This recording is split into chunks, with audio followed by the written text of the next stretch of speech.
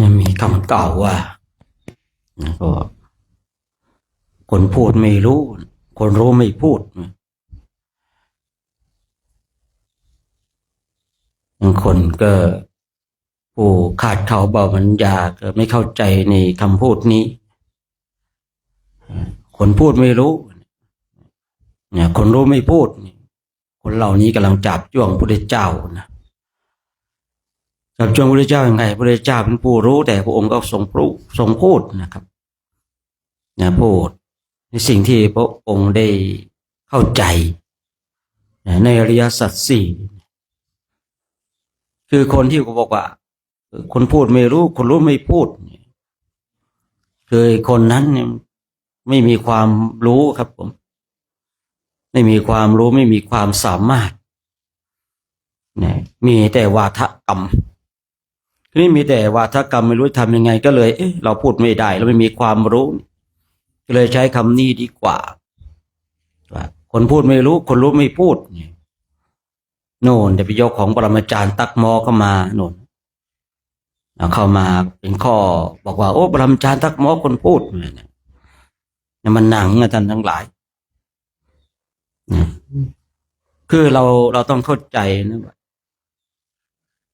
คือผมเจอบ่อยๆนะพวกที่แบบว่าโอ้ยคนพูดไม่รู้แล้วไอ้คนรู้เขาไม่พูดเนี่ยเจอบ่อยๆคำนี้นะผมก็เลยบอกว่าโยมทั้งโยมทั้งพระนะแต่ส่วนมากพระที่ไม่มีความรู้พูดไม่เป็นพูดไม่ได้จะได้ใช้คำนี้ออกมาเนี่ยช่างโง่เขาส่วนโยมเนี่ยบางทีก็จะลักษณะที่ว่าตนเองพูดไม่ได้คือคำพูดที่ว่าผู้พูดไม่รู้คนรู้ไม่พูดเนี่ยผมก็เลยถามโยมถ้าโยมจะสร้างบ้านเนี่ยโยมไปถามคนหนึ่งไปถามเขาว่าสร้างบ้านเป็นไหมจะจ้างสร้างบ้านเขานิ่งนะเขานิ่งเขาไม่ได้ตอบเลยว่าได้หรือไม่ได้นะกับอีกคนหนึ่งนะกับอีกคนหนึ่งจะจ้างสร้างบ้านเนี่ยสร้างบ้านเป็นไม่เป็นสิมันจะไม่เป็นเนาะคือเราจะจ้างใครกับคนที่ไม่พูดเราก็ไม่รู้ว่าเขาเป็นหรือเปล่าก็ไม่รู้เนี่ยถ้าคนเป็นนี่เขาบอกโอ้ได้สิบนโลกนี้ลองไปคุยการว่าจ้างกันก็ได้นะคุยการว่าจ้างเนี่ยถ้าเราถามว่าเขาอยากจะจ้างทำสิ่งนี้ได้ไหม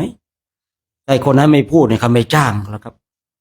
แต่ถ้าเขาว่าโอ้ได้สิทำไมจะไม่ได้ง่ายจะตายเดี๋ยวทำให้ตกลงราคาคือคำพูดที่ว่าคนพูดไม่รู้คนรู้ไม่พูดนะคือคนผู้รู้เนี่ยเขาพูดกันทั้งนั้นแหละไอ้คนไม่รู้ไม่มีอะไรจะพูดไงครับผมแต่มันก็ดีเป็นคำที่ออกมาอย่างนี้นะอย่างปรมาจารย์ตักมอถ้าเราดูหนังนะอ่านเอาก็พูดนะครับไม่ใช่ว่าไม่พูดนะสอนหลักธรรมแต่สอนในแบบลักษณะเซนนะคือพูดง่ายๆว่าโอ้ยร่างกายสังขารเราไม่มีไม่มีเขกหัวป๊อกโอ้ยอ้าวเนี่ยเจ็บอันนี้ว่าไม่มีอ้าวเนี่ยสอนทำกันแบบนี้นะ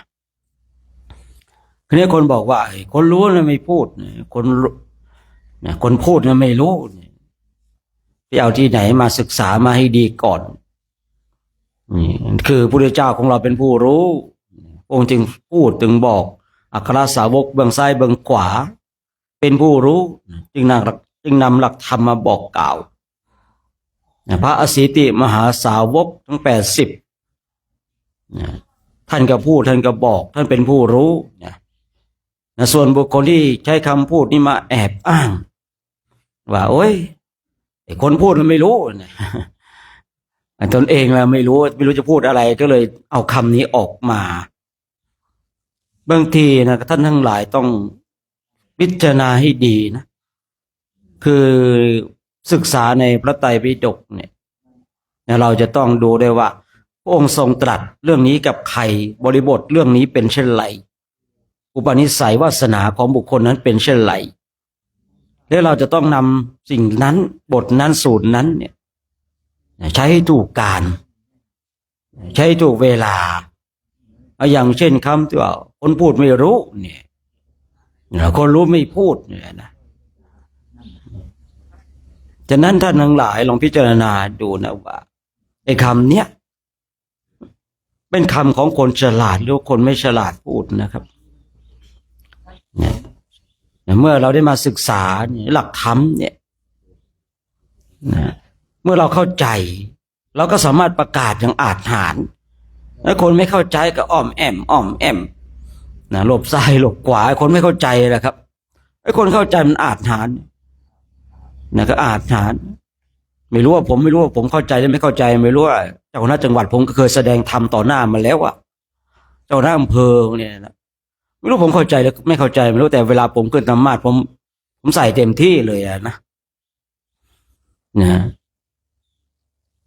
ทำไมเฮ้ยมีพระบอกท่านทำไมแสดงได้ล่ะก็ผมตอนนั้นผมคิดว่าไม่มีใครรู้เท่าผมสักคนนะตอนนั้นผมคิดว่าไม่มีใครรู้เท่าผมผมรู้อยู่คนเดียวนะพอเราคิดงี้ปุ๊บทุกคนเหมือนกับเป็นเด็กนักเรียนนะก็เป็นเช่นนั้นคือเราท่านทั้งหลายจะต้องเข้าใจนะเข้าใจในเรื่องนี้นะถ้าเราเข้าใจในเรื่องนี้ปุ๊บเราจะเข้าใจแล้วนะคำพูดนี้ไม่สามารถใช้ได้กับทุกคนนะครับว่าคนรู้ไม่พูดเนี่ยคนพูดไม่รู้เนี่ยถ้าเรายึดหลักคำนี้มาใช้กันศาสนาพุทธจมหายครับเพราะอะไรเฮ้ยคนพูดไม่รู้แหมไอ้คนไม่รู้ไอ้พูดกันนิ่งกันหมดเลยครับนิ่งกันหมดเป็นผู้นิ่งอยู่ตุนฮีกันหมดเลยนะเป็นผู้นิ่งกันอยู่คนนี้ทำยังไงศาสนาพุทธก็หายนะครับฉะนั้นเนี่ยเราท่านทั้งหลายนะศึกษาให้รู้ครับรู้และประกาศไปโดยแสดงไปเถอะนะครับศึกษาให้รู้ถ้าเราศึกษาด้านปริยัติก็ศึกษาด้านปริยัติให้ชัดเจนไปเลยครับผมศึกษาด้านปริยัติเนี่ยอย่างท่านสมเด็จตอนนี้เป็นอะไรเนาะจะท่านอาจารย์พ่อประยุทธ์โตนะสมเด็จอะไรนะพูดอะไรเนี่ยจำไม่ได้แล้วนะอันนี้ศึกษาชัดเจนปริยัตินะครับโอ้ชัดเจนมากชมพอบมากเลยนะชัดเจนศึกษาด้านปริยัติชัดเจนอย่างหลวงพ่อสมภพเนี่ยอันนี้ศึกษาพระไตรปิฎกชัดเจนพระไตรปิฎกเนี่ยคือเราเมื่อศึกษาชัดเจนแล้วเนี่ยมันอาจหารท่านทั้งหลายแต่ถ้าเราศึกษาไม่ชัดเจนนะครับมันไม่อาจหารอย่างว่ากลัวคนจะรู้กว่าเราเนี่ยถ้าเราชัดเจนแล้วไม่ต้องกลัวว่าจะมีคนรู้กว่าเราครับเพราะว่าธรรมะของพระพุทธเจ้าเนี่ยเราจะต้องเข้าใจฉะนั้นศึกษาเนี่ยปฏิบัติก็ปฏิบัติให้เข้าใจอย่างจริงจังครับผมถ้าเราสงสัยเราไม่ใช่สายปริยัติ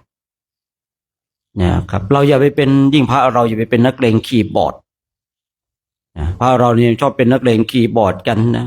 เวลาที่มันสบอารมณ์คล้ายกับโพดไปนะคนพูดไม่รู้คนรู้ไม่พูดยังไงนะบางทีเป็นนักเลงคีย์บอร์ดเก่งเฉพาะในคีย์บอร์ดเก่งในโลกโซเชียลนะคือถ้าเราปฏิบัตินะครับมันจะอาจหาร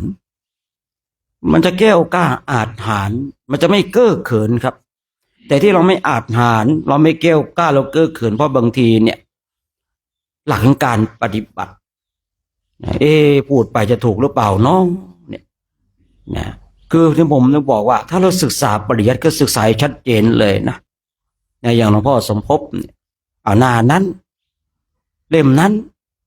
หน้านั้นเนี่ยชัดเจนเลยครับใครเถียงท่านได้บ้างล่ะในสมัยก่อนงานปริวาสมีหลวงพ่อท่านหนึ่งนะสมัยก่อนคือเรื่องราวการอ่านพระไตรปิฎกนี่ยังไม่ชัดเจนเหมือนกับสมัยนี้เนาะขึ้นธรรมาสน์เลยครับพระไตรปิฎกมั่วครับผมเล่มที่5หน้าที่18เนี่ยนะว่าในสูตรนี้นะผมก็จำแม่นเลยครับไปเปิดมันคนละเรื่องเนี่ยมั่วซะแล้วคือการที่จะอ้างแบบนั้นเพื่อเหมือนยกดิริกีให้ตนเองว่าดีขึ้นว่าจำแม่นนะครับแต่หลวงพ่อสมภพเนี่ยชัดเจนนี่ครับเปิดหน้าไหนก็หน้านะท่านบอกหน้าไหนก็หน้านั้นนะครับผมศึกษาด้านปริยัติก็ศึกษาให้มันชัดเจนเลยครับให้มันอาจหารด้านปริยัติอาจหารด้านปริยัติผมถามว่าปริยัติผมอาจหารไหมผม ผมไม่อาจหารแต่ผมกล้าเรื่องของการปฏิบัติผมกล้าเรื่องของการปฏิบัติผมพูดเรื่องของการปฏิบัติผมคือชัดเจนแต่บางอย่างเนี่ยมันคุยลงลึกไม่ได้บางอย่างนะมันมีทั้งข้อดีและข้อเสียพอเราคุยเรื่องของการปฏิบัติเนี่ยมันจะมีคนอยู่กลุ่มหนึ่งบอกว่าอ้าวอวดอุตริแล้วนะโมอีกแล้วเนี่ยคือคนไม่ปฏิบัติจะไม่เข้าใจคือผมศึกษาปริยัติเนี่ยผมอ่านพระไตรปิฎกทั้งหมดเนี่ยยกเว้นอภิธรรมเนี่ยแต่ผมก็ไม่ชัดเจนนะผมไม่ได้ชัดเจนผมก็พอรู้แต่เรื่องการปฏิบัติเนี่ยผมว่าผมไม่ยอมคือเราต้องชัดเจนนะคุยเรื่องการปฏิบัติบางทีบางคนให้เก่งมานะคุยพานั่งภาวนาแป๊บเดียวลารับแล้วเนี่ยคือถ้าเราไม่เก่งด้านปฏิบัติเราก็ต้องเก่งด้านปริยัตินะเพราะว่าถ้าไม่มีปริยัติปฏิบัติก็อยู่ไม่ได้นะครับคือปริยัติและปฏิบัติเนี่ยเหมือนกับอาศัยกันและสิ่งเหล่านี้ก็จะควบคู่กันไปนะครับอาศัยปฏิบัติอย่างเดียวก็ไม่ได้นะครับต้องมีปริยัติด้วยนะคราวนี้เราเนี่ยจะอาจหารในเรื่องใดแล้วเราจะอาจหารในเรื่องของปริยัติก็เอาปริยัติชัดเจนเลยครับเอาชัดเจนนะชัดเจนในพระไตรปิฎกครับผมเมื่อเราชัดเจนในพระไตรปิฎกเดี๋ยวเรื่องของการหนังสือเขียนหนังสือหนังหาทั้งหลายมันก็ชัดเจนเองแต่ถ้าเราอ่านจนชัดเจนศึกษาจนชัดเจนแล้วนะครับเราก็อาจหารเราก็สามารถพูดคุยได้แต่ถ้าเราไม่อาจหารในด้านปริยัติก็อาจหารในด้านปฏิบัติในการอาจหารด้านปฏิบัติเนี่ยคือพูดง่ายๆว่าการปฏิบัติทำให้เรารู้ทุกอย่างแต่เราไม่สามารถพูดได้ทุกอย่างสำหรับบางคนนะครับคือธรรมะที่เกิดจากการปฏิบัติเนี่ยคือมันต้องอาศัยคนที่ปฏิบัติจึงจะเข้าใจได้ง่ายนะจึงจะเข้าใจได้ง่ายนะครับฉะนั้นเราท่านทั้งหลายเนี่ยเราลองมากลับมาย้อนดูตัวของเราว่าเราจะเอาอะไรกับศาสนานี้เราจะเป็นผู้ที่ศึกษาด้านปริยัติจนชัดเจนเป็นผู้ที่สืบทอดส่งต่อศาสนาให้กับชนรุ่นหลังนะหรือว่าเราจะเอาเรื่องการปฏิบัติให้ชัดเจนเลยพ้นทุกข์ในชาตินี้ได้ก็จะพ้นแล้วไม่อยู่แล้วนะมีช่องทางที่จะไปแล้วไม่อยู่แล้วเนี่ยฉะนั้นเราท่านทั้งหลายเรามีโอกาสณเวลานี้เรามีโอกาสอยู่นะที่จะทำตัวของเราให้ตัวของเราอาจหารอาจหารบางทีบางคำบางอย่างมันเป็นคำกันแนกกันแหนอย่างเช่นคนรู้ไม่พูดเนี่ยคนพูดไม่รู้เนี่ยมันดูถูกพระพุทธเจ้านะใครพูดคำนี้จริงสมัยก่อนเนี่ยเกือบจะหวดด้วยนั่นเลยนะคือพูดง่ายๆว่าคำพูดเนี้ยถ้าเรามองตีแล้วเป็นการดูถูกพระพุทธเจ้าเพราะพระองค์ทรงสอนทรงแสดงนะแต่คำนี้จริงๆมันเป็นคำของคนพาลที่ไม่ได้ศึกษาไม่ได้เรียนรู้นะเลยไม่รู้จะพูดยังไงว่าจะทำให้คนทั้งหลายเนี่ยดูตัวเองดีและเด่นและเก่งในคำพูดอย่างนี้นะครับลักษณะคำพูดแบบนี้นะคือพูดง่ายๆว่าตัวเองก็ไม่รู้จะทำยังไงก็เลยเอาคำพูดนี้ก็แล้วกันนะเราไม่พูดเนี่ยเดี๋ยวคนทั้งหลายเราจะได้ว่าเราเป็นผู้รู้เนี่ยมันเป็นอย่างนี้ครับผมคือตัวเองไม่มีความรู้อะไรนะแต่พอตัวเองพูดไปปุ๊บเนี่ยคนพูดไม่รู้เนี่ยคนรู้ไม่พูดตัวเองพูดไม่เป็นเนี่ยครับไม่อาจทานไม่แก้วกล้าคนทั้งหลายก็ได้ยินคำนี้ออกมาเนี่ย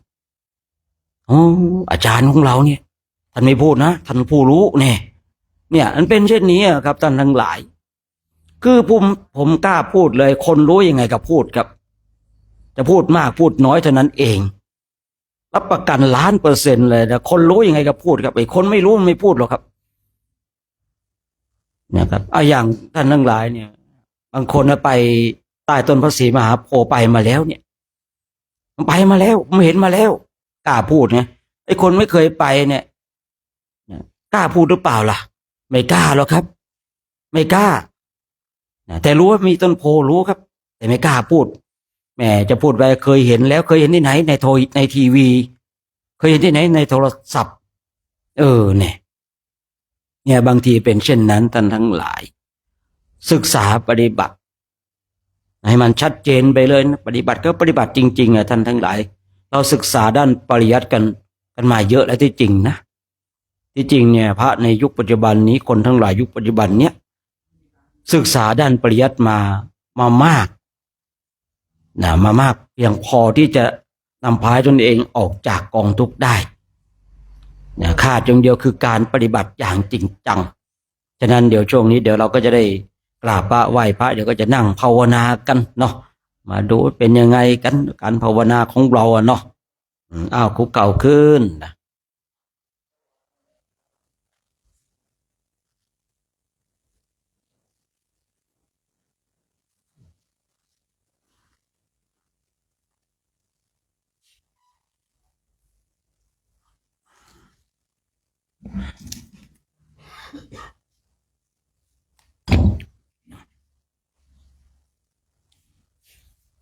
อะระหังสัมมาสัมพุทโธภะคะวาพุทธังภะคะวันตังอะภิวาเทมิสวากขาโตภะคะวะตาธัมโมธัมมังนามัสสามิสุปฏิปันโนภะคะวะโตสาวกสังโฆสังฆังนามามิอันดามยังพุทธสาภะคะวะโตอุปภาคณมการังกโรมะเสนะโมตัสสะภะคะวะโตอะระหะโตสัมมาสัมพุทธัสสะนะโมตัสสะภะคะวะโตอะระหะโตสัมมาสัมพุทธัสสะนะโมตัสสะภะคะวะโตอะระหะโตสัมมาสัมพุทธัสสะอิมังกัมมัฏฐานังอธิษฐามิทุติยัมปิ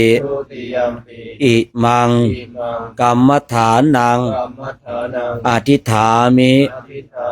ตติยัมปิอิมังกัมมัฏฐานังอธิษฐามิกราบกราบกราบ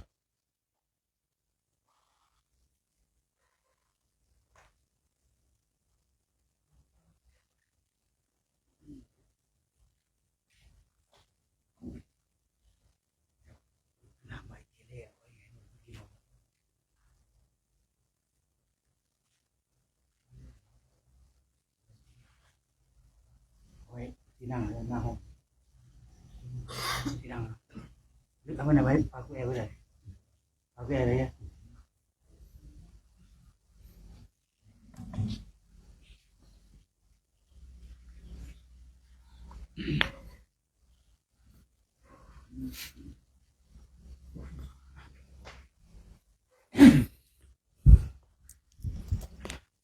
เราจัดที่นั่งของเราให้เรียบร้อยนะโยมที่นั่งขยับขยายพร้อมที่จะนั่งภาวนาพร้อมที่จะสู้กับทุกขเวทนาพร้อมที่จะดูจิตว่าจิตมันเป็นเช่นไรสิ่งใดที่ถูกใจจิตของเราเป็นเช่นไรสิ่งใดที่ไม่ถูกใจจิตของเราเป็นเช่นไรมีความภาคเพียรพยายามฝึกฝนอบรมเราเข้าใจในสภาวะธรรมสภาวะจิตของเรามากน้อยขนาดไหน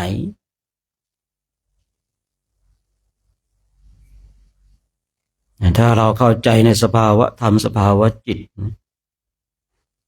เราก็จะชัดเจนในจิตของเราเองอย่างที่ผมเคยคุยจิตจริงๆมันไม่มีนะ แต่เราเข้าไปหมายมั่นว่านี่คือจิตนี่คือการปรุงแต่งนะท่านทั้งหลาย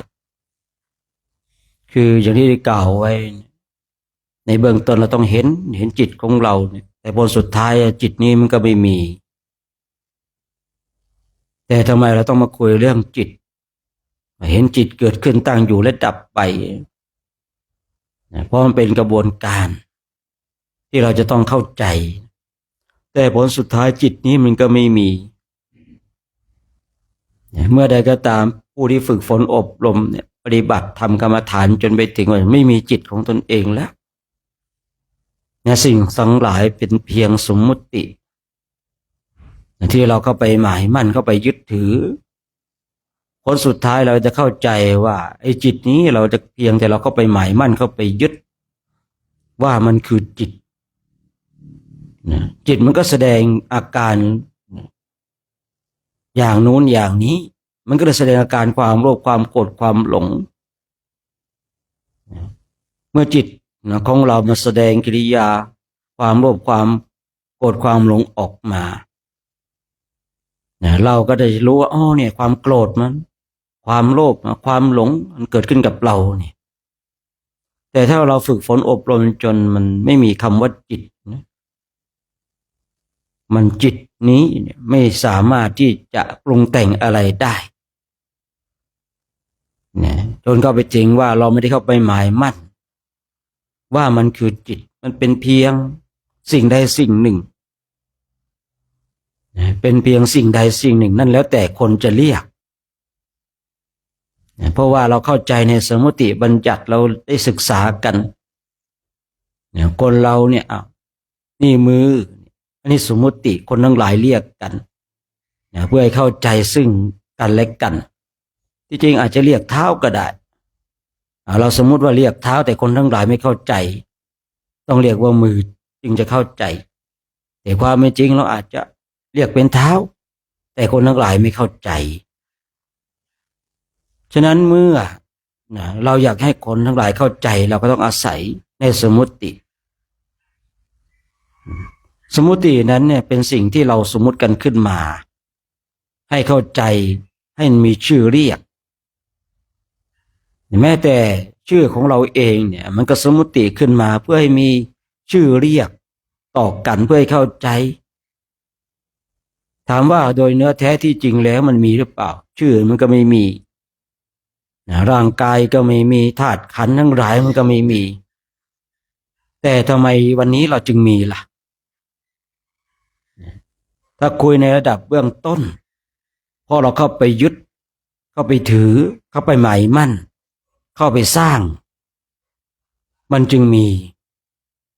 เอาอย่างวัดเนี้ยถ้าไม่ได้เข้ามาหมายมั่นตั้งชื่อว่าเป็นวัดมันจะมีวัดหรือเปล่าไม่มีถ้าไม่ได้สร้างศาลาสร้างวิหารสร้างโบสถ์สร้างพุทธรูปจะมีหรือเปล่ามันก็ไม่มีแต่เพราะการที่คนเราไปสร้างมันจึงมีเมื่อมีแล้วจึงเกิดเข้าไปยึดถือเข้าไปหมายมั่นว่านี่คือของเราสร้างแล้วจึงเข้าไปยึดมั่นถือมั่นว่านี่คือเป็นของเราแม้แต่กายนี้เองก็เหมือนกันแม้แต่ชื่อนี้แม้แต่สิ่งของทั้งหลายเพราะเราเข้าไปยึดมั่นถือมั่นว่าเป็นของเราเพราะการยึดมั่นถือมั่นว่าเป็นของเรามันจึงเกิดความทุกข์ว่าอ้าวทำไมร่างกายจึงเป็นเช่นนี้ทำไมคนนั้นคนนี้จึงทำสิ่งนั้นสิ่งนี้กับสิ่งของเราเมื่อใดก็ตามนี่ว่าสิ่งนั้นเป็นของเราสิ่งเราเข้าไปยึดและเตรียมตัวทุกข์ได้ผมเองสังเกตดูนะสมัยก่อนสิ่งใดสิ่งหนึ่งที่เราไม่ได้ครอบครองเราไม่ได้ทุกข์กับสิ่งนั้นแต่เมื่อสิ่งใดสิ่งหนึ่งเราได้ครอบครองปุ๊บความทุกข์เกิดขึ้นผมก็ได้มานั่งพิจารณาอยู่ก่อนหน้านี้สิ่งนี้ไม่ใช่เป็นของเราเราไม่รู้จักแต่วันหนึ่งสิ่งนี้เป็นของเราเรารู้จักแล้วเราก็เข้าไปหมายมั่นว่าเป็นของเราคราวนี้เองนะการเข้าไปยึดมั่นถือมั่นมันเกิดขึ้นอุปทานทั้งหลายก็เกิดขึ้นจึงเป็นเหตุให้เราต้องทุกข์ เพราะเกิดจากการที่เราสร้างมันขึ้นมาเองเพราะเกิดจากการที่เรายึดถ้าเราไม่สร้างถ้าเราไม่ยึด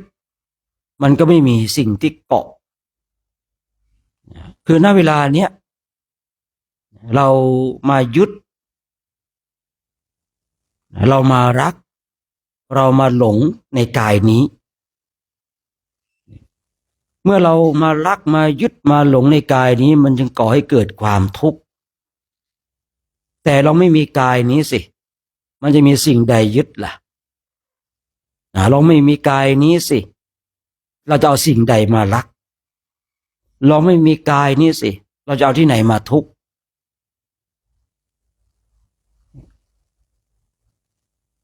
มันก็เป็นเรื่องง่ายๆที่เราจะต้องคลายความทุกข์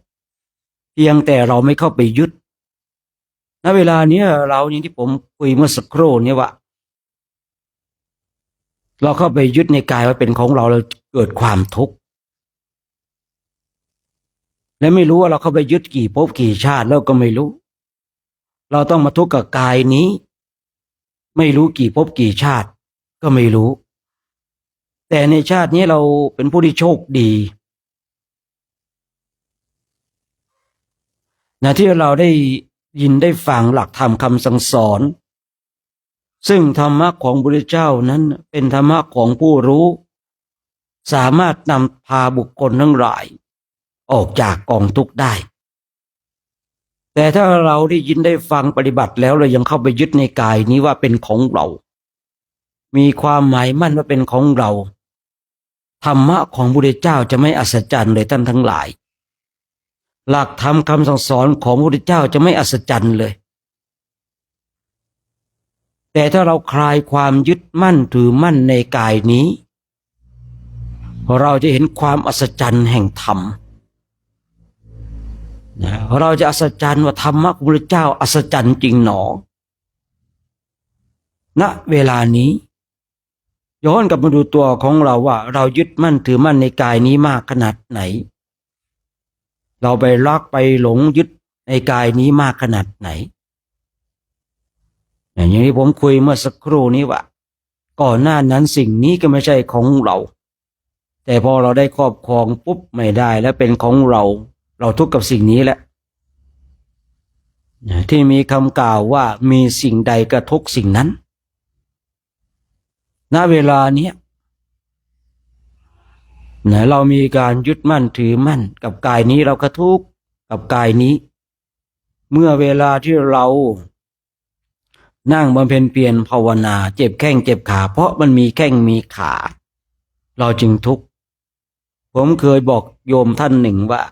โยมเขามาคุยเรื่องเจ็บแข้งเจ็บขาเวลานั่งสมาธิผมก็บอกว่าตัดมันสิ้งสิแข้งขามันเป็นเหตุให้ปวดให้เจ็บเพราะมันมีขามันจึงเจ็บมันจึงปวดรู้สึกว่าณเวลานั้นเขาจะหงุดหงิดเขาตีความหมายของผมผิดเพี้ยนไปแต่หลายวันต่อมาเขาเข้าใจว่าอ๋อที่ตนเองเจ็บแข้งเจ็บขาเพราะตนเองไปมีแข้งมีขามีการเข้าไปยึดถือมันจึงเจ็บมันจึงปวดมันจึงทุกข์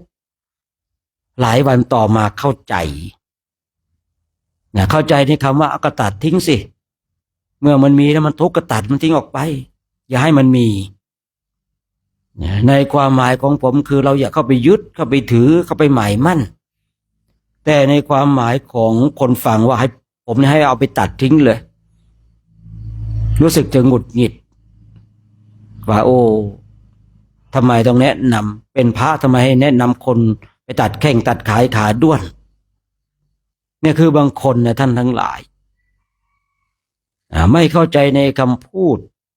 ไม่เข้าใจในกุศโลบายไม่เข้าใจในเหตุแห่งทุกข์ทั้งหลายเมื่อไม่เข้าใจปุ๊บบางทีก็ตีความหมายผิดเพี้ยนไปเข้าใจข้ออัดข้อธรรมที่พระเจ้าทรงตรัสไว้ผิดเพี้ยนไปใช้ธรรมะที่พระองค์ทรงตรัสไว้เนี่ยไม่ถูกการไม่ถูกเวลาไม่ถูกหลักนี่เมื่อเราบำเพ็ญเพียรภาวนาเนี่ยคือท่านทั้งหลายลองมาพิจารณาดูในขณะที่เรานั่ง มันเจ็บแค่เจ็บขาเนี่ย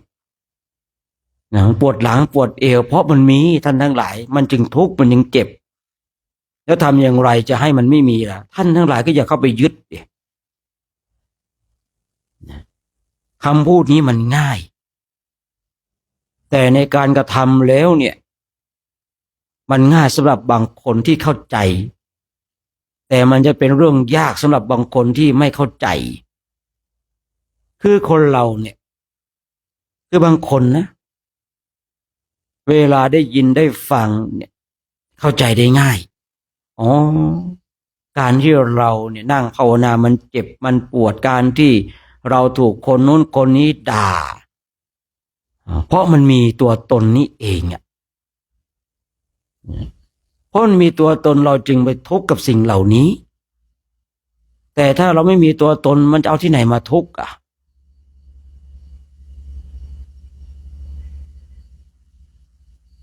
มีคนเคยถามผมว่าพระอรหันต์ยังทุกข์ไหมทำไมท่านยังมีการเจ็บไข้ได้ป่วยท่านทุกข์ไหม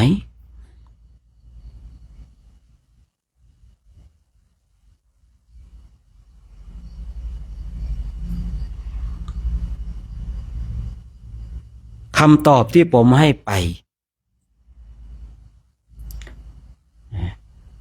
ผมก็บอกว่าพระอรหันต์เนี่ยทุกทั้งหลายไม่สามารถจะเข้าไปได้เพราะท่านทั้งหลายไม่ได้เข้าไปยึดไปถือในสิ่งทั้งหลายเวทนามีไหมเวทนามีแต่ไม่ได้ทุกข์กับเวทนานั้นเวทนามีนะแต่มันมีทางไหนมีทางร่างกายแต่ไม่ปรากฏที่ใจเวทนาของพระอรหันต์มีนะครับมีแต่ไม่ปรากฏไม่เกิดขึ้นที่ใจฉะนั้นเมื่อเวลาที่พระอรหันต์เนี่ยประสบกับเวทนาใจไม่สะทกสะท้านเพราะใจเนี่ยไม่รับสิ่งเหล่านี้แต่กายเนี่ยต้องเข้าใจในเรื่องของกายกับจิตนะพระอรหันต์เนี่ยเป็นพระอรหันต์ที่กายที่จิตไม่ได้เป็นพระอรหันต์ที่กายแต่กายเป็นองค์ประกอบเท่านั้นเองทีนี้การฝึกฝนอบรมของเราที่เราบำเพ็ญเพียรภาวนากันเนี่ยเรามาสละนะเราไม่ได้มายึดท่านทั้งหลายเมื่อใดก็ตามที่เรานั่งบำเพ็ญเพียรภาวนาเนี่ยมันทุกข์กับสิ่งใดเราพึงสละสิ่งนั้น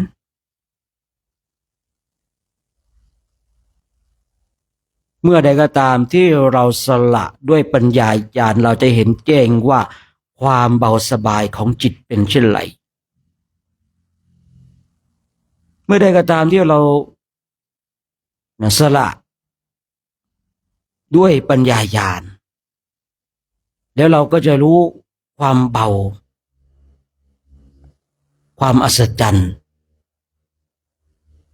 แต่ทั้งนี้ทั้งนั้นก็ขึ้นอยู่กับการฝึกปฏิบัติของเราท่านทั้งหลายแต่ที่แน่ๆเราลองมาดูนะเวลาเนี้ยว่าจิตของเราเป็นเช่นไรมันหงุดหงิดไหมได้ยินได้ฟังแล้วมันขัดแย้งไม่ใช่นะฟังไปอะไรก็ไม่รู้จิตของเราเป็นเช่นไรล่ะขอย้อนกลับไปในเบื้องต้นว่าแท้ที่จริงแล้วจิตของเรามันก็ไม่มีจิตของเรานั้นเนี่ยมันถูกสร้าง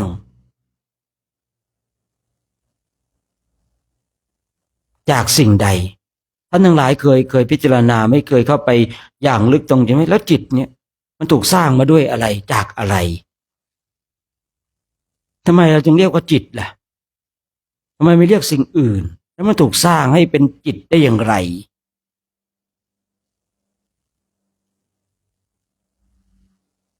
ฉะนั้นการบำเพ็ญเพียรภาวนาคือทำให้เราเข้าใจและรู้ในตัวของเราเองมันจะเจ็บมันจะปวดมันจะทุกข์มันจะทรมานกระบวนการในการเรียนรู้ นะสภาวะธรรมสภาวะจิตเกิดขึ้นแล้วถึงแม้ว่าสภาวะธรรมสภาวะจิตที่มันเกิดขึ้นบางอย่างมันเป็นสิ่งที่เราไม่ชอบแต่เราก็ต้องเจอการปฏิบัติธรรมกรรมฐานนะฝึกฝนอบรมจิตตภาวนาเนี่ยต้องเข้าใจในสภาวะธรรมสภาวะจิตนะครั้งแรกเราอาจจะไม่เข้าใจนะสิ่งที่เกิดขึ้นเพราะว่าบางครั้งเราไม่เข้าใจเพราะว่าสติปัญญาของเรามีไม่เพียงพอนะครั้งที่สองเราอาจจะไม่เข้าใจแต่ครั้งที่สามเนี่ยต้องเข้าใจละต้องเข้าใจละฉะนั้นก็ฝากไว้ให้เราท่านทั้งหลายเป็นผู้ที่บำเพ็ญเพียรภาวนานะฝึกฝนอบรมบ่มนิสัยของเราจนกว่าจะได้เวลาในการแผ่เมตตาตัวนี้เราก็นั่งบำเพ็ญเพียรภาวนากันฝึกฝนอบรมบ่มนิสัยของเรา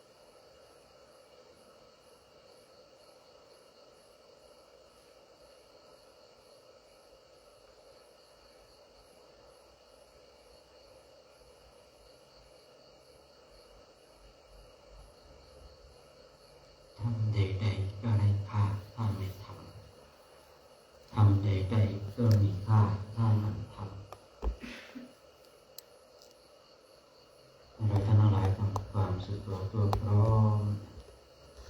น้อมจิตน้อมใจจิตดีเป็นบุญเป็นกุศลเราท่านทั้งหลายก็จะได้ร่วมกันแผ่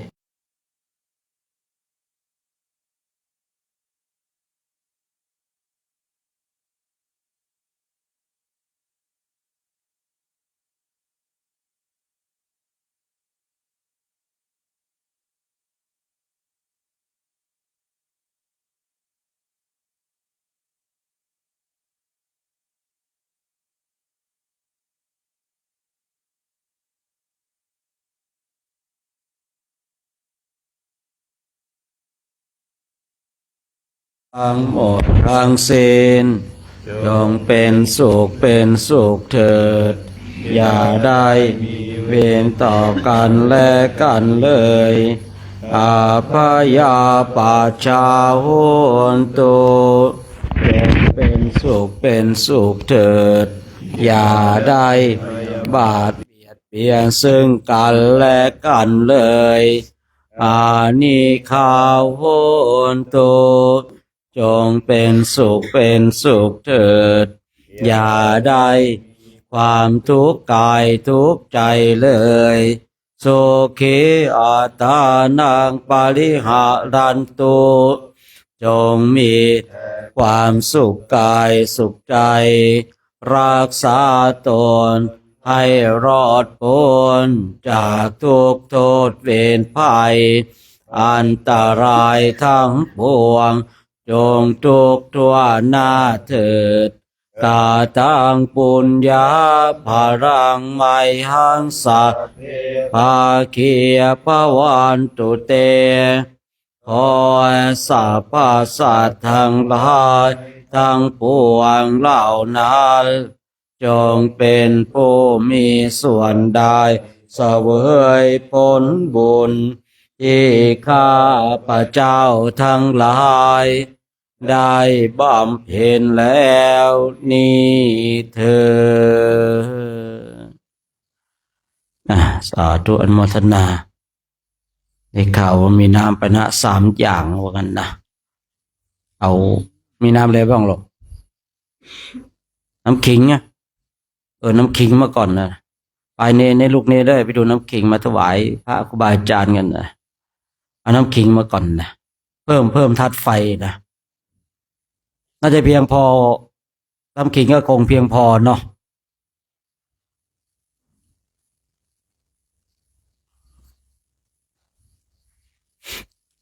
ดูน้ำขิงมาถวายก่อนเพิ่มธาตุไฟนะ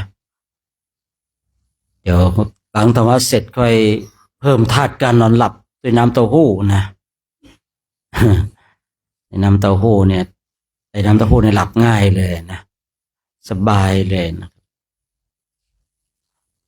ในข่าวมีน้ำปันนะญาติโยมเขาก็ร่วมกันเนาะ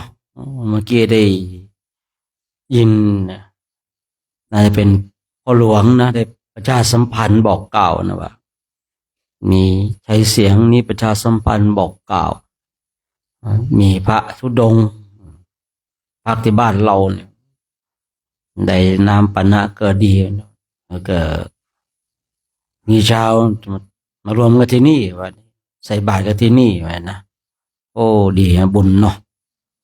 บุญสัมพันธ์นะบุญสัมพันธ์ของเราท่านทั้งหลายกันได้ร่วมกันสร้างงามความดีกันนะมาที่นี่เราก็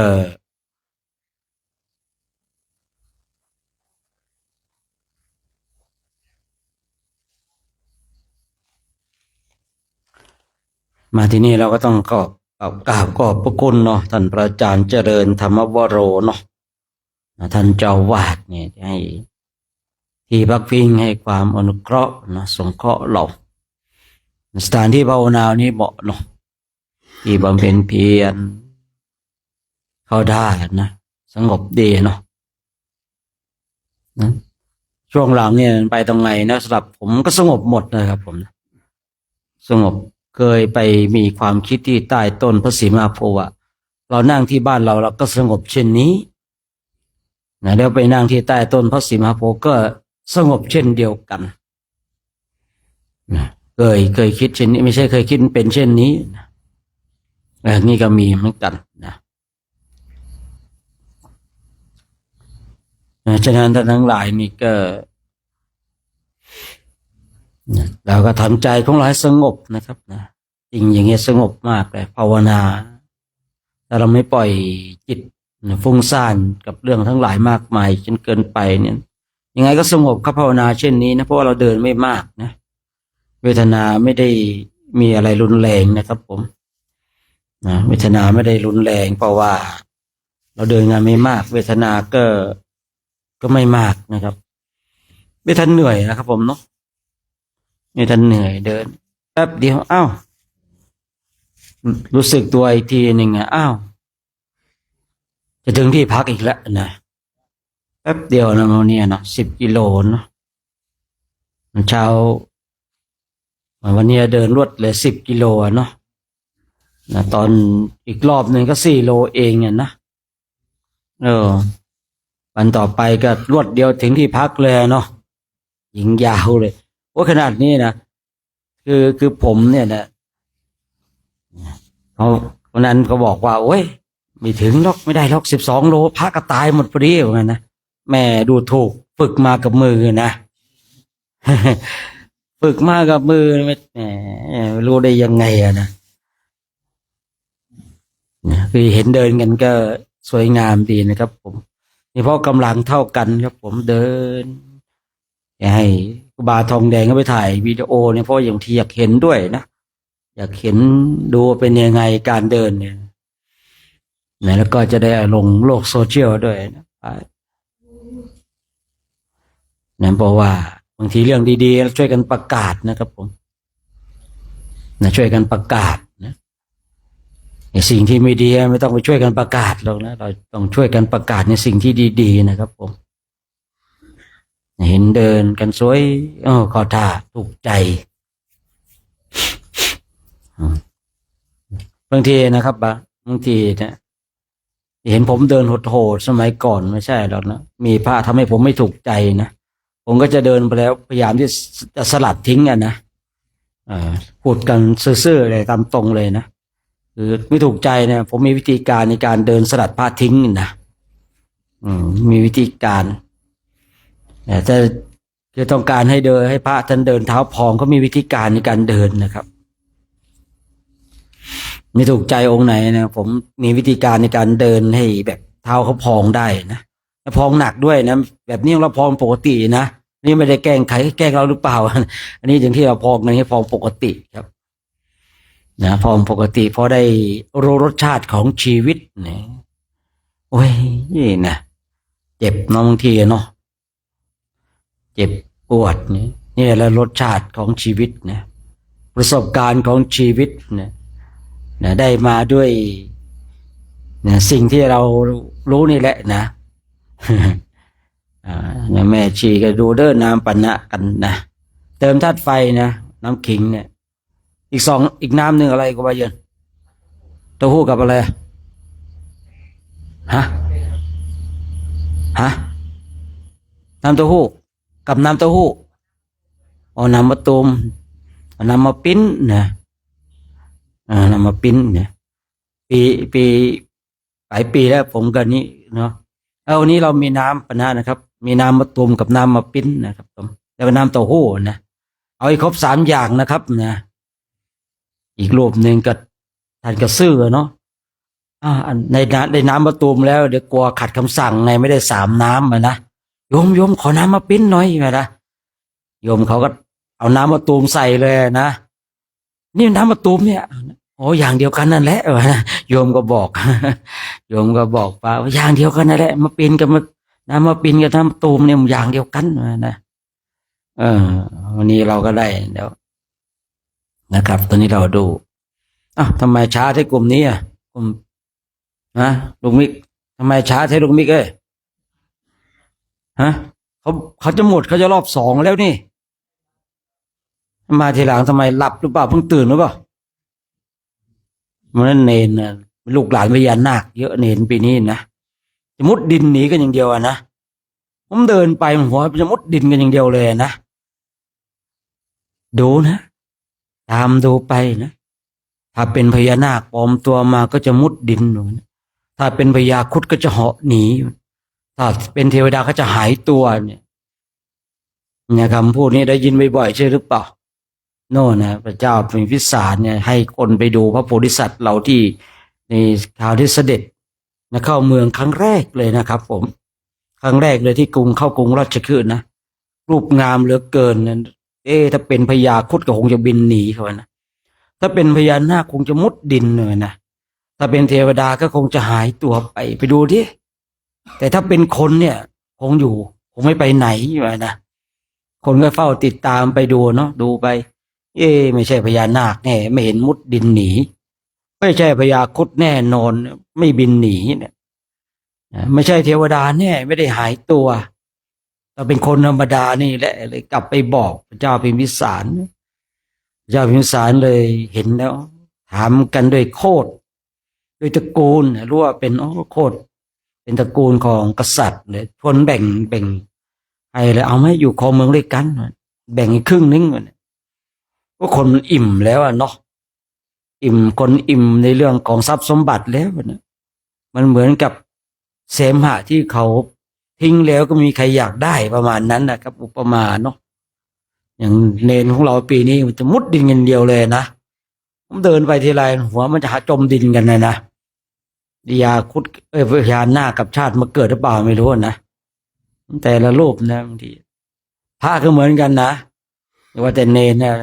เรียนเนนก็เซลผมก็เห็นครูบาด้านหน้าจะมุดเหมือนกันนะพอกันเลยนะ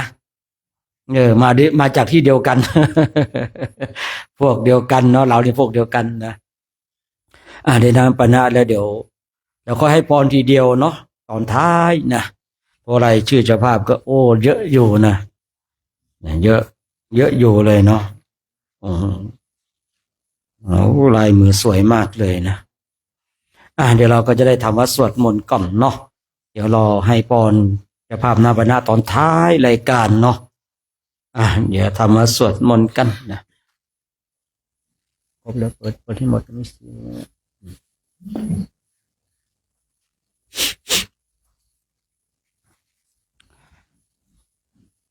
ทำวัดสวดมนต์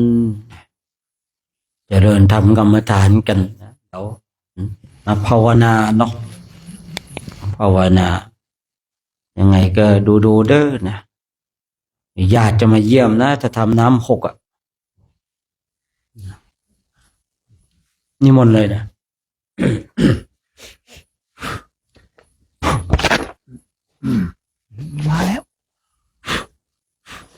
มาแล้ว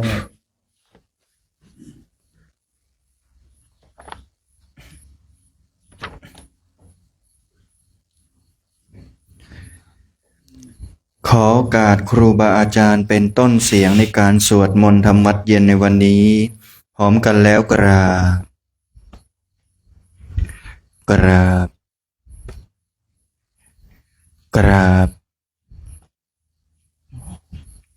เปิดหนังสือไปที่หน้า17ครับโยสุภะคะวะอะระหังสัมมาสัมพุทโธพระผู้มีพระภาคเจ้านั้นพระองค์ใดเป็นพระอรหันต์ตรัสรู้เองโดยชอบแล้วสวากขาโตเยนะภะคะวะตาธัมโมพระธรรมคือศาสนาที่พระผู้มีพระภาคเจ้านั้นพระองค์ใดตรัสไว้ดีแล้วสุปฏิปันโนยัสสะภะคะวะโตสาวกสังโฆพระสงฆ์คือผู้ทรงธรรมวินัยซึ่งเป็นสาวกของพระผู้มีพระภาคเจ้านั้นหมู่ใด เป็นผู้ปฏิบัติดีแล้วธัมมายังภควันตังสะธัมมังสะสังฆังอิเมหิสกการะหิยะถารังอาโรปิเตหิอภิปูชยามะข้าพระเจ้าขอบูชาอย่างยิ่งซึ่งพระผู้มีพระภาคเจ้าพร้อมทั้งพระสัทธรรมและพระอริยสงฆ์เจ้าทั้งหลายด้วยเครื่องสักการะเหล่านี้ข้าพระเจ้าได้ยกขึ้นประดิษฐานไว้ดีแล้วในที่อันสมควรอย่างยิ่งเช่นนี้สาธุโนพันเตภควาสุจิราปรินิพพุโตปิพระผู้มีพระภาคเจ้าพระองค์นั้นแม้ปรินิพพานนานแล้วก็ตามข้าแต่พระองค์ผู้เจริญซึ่งยังประโยชน์อันยิ่งใหญ่แก่สาธุชนทั้งหลายปัจฉิมาชนะตานุกัมปมานะสาอิเมสการะทุกขตาปันนาการะภูเตปฏิคันหาตุขอจงรับเครื่องสักการะบรรณาการของคนยากทั้งหลายเหล่านี้ด้วยเพื่ออนุเคราะห์แก่ประชุมชนผู้เกิดแล้วในภายหลังด้วยอัมมากังคีคารตังหิตายะสุขายะเพื่อประโยชน์เพื่อความสุขแก่ข้าพระเจ้าทั้งหลายสิ้นกาลนานเทินอะระหังสัมมาสัมพุทโธภควาพระผู้มีพระภาคเจ้าเป็นพระอรหันต์ดับเพลิงกิเลสเพลิงทุกข์สิ้นเชิงตรัสรู้ชอบได้โดยพระองค์เองพุทธังภวันตังอภิวาเทมิข้าพระเจ้าอภิวาทพระผู้มีพระภาคเจ้าผู้รู้ผู้ตื่นผู้เบิกบานครับสวากขาโตภควตาธัมโมพระธรรมเป็นธรรมที่พระผู้มีพระภาคเจ้าตรัสไว้ดีแล้วธัมมังนามัสสามิข้าพระเจ้านมัสการพระธรรมครับสุปฏิปันโนภควโตสาวกสังโฆพระสงฆ์สาวกของพระผู้มีพระภาคเจ้าปฏิบัติดีแล้วสังฆังนามามิข้าพระเจ้านอบน้อมพระสงฆ์ครับ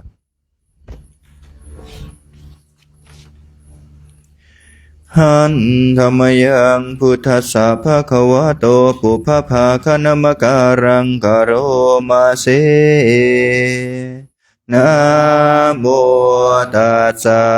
ภะคะวะโตอะระหะโตสัมมาสัมพุทธัสสะนะโมตัสสะภะคะวะโตอะระหะโตสัมมาสัมพุทธัสสะนะ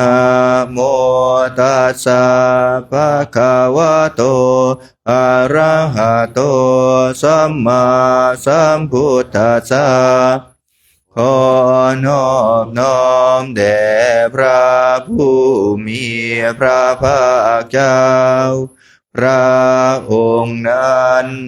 ซึ่งเป็นผู้ไกลจากกิเลสตรัสรู้ชอบได้โดยพระองค์เองหันธรรมยังพุทธานุสตินายังกโรมาเสตังโคปานาภคะวันตาเอวังกาลยาโนกิตติสัทโธอภุคโต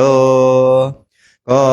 กิตติศัพท์อันงามของพระผู้มีพระภาคเจ้านั้นได้ฟุ้งไปแล้วอย่างนี้ว่าอิติปิโสภะคะวาเพราะเหตุอย่างนี้อย่างนี้พระผู้มีพระภาคเจ้านั้นอะระหังเป็นผู้ไกลจากกิเลสสัมมาสัมพุทโธเป็นผู้ตรัสรู้ชอบได้โดยพระองค์เองวิชาจารณะสัมปันโนเป็นผู้ถึงพร้อมด้วยวิชาและจารณะสุขโตเป็นผู้ไปแล้วด้วยดีโลกวิทูเป็นผู้รู้โลกอย่างแจ่มแจ้งอนุตตโรปุริสธรรมสารถีเป็นผู้สามารถฝึกบุรุษที่สมควรฝึกได้อย่างไม่มีใครยิ่งกว่าสัทธาเทวมนุษย์สานังเป็นครูผู้สอนของเทวดาและมนุษย์ทั้งหลายพุทโธเป็นผู้รู้ผู้ตื่นผู้เบิกบานด้วยธรรมภควติเป็นผู้มีความจำเริญจำแนกคำสั่งสอนสัตว์ดังนี้หันธรรมยังพุทธาภิคิติงกโรมาเสพุทธวาระหันตวรตาทิคุณาภิยุโตพระพุทธเจ้าประกอบด้วยคุณมีความประเสริฐแห่งอรหันตคุณเป็นต้นสุทธาพิยานาการุณาหิสมาคตโตมีพระองค์งานประกอบด้วยพระญาณและพระกรุณาอันบริสุทธิ์โอเทสิโยสุชนะตังกามลังวะสุโรพระองค์ได้ทรงกระทำชนที่ดีให้เบิกบานดุจอาทิตย์ทำบัวให้บาน วันธามังตามารนังศิรสาชิเนนทังข้าพระเจ้าไหว้พระชินสีห์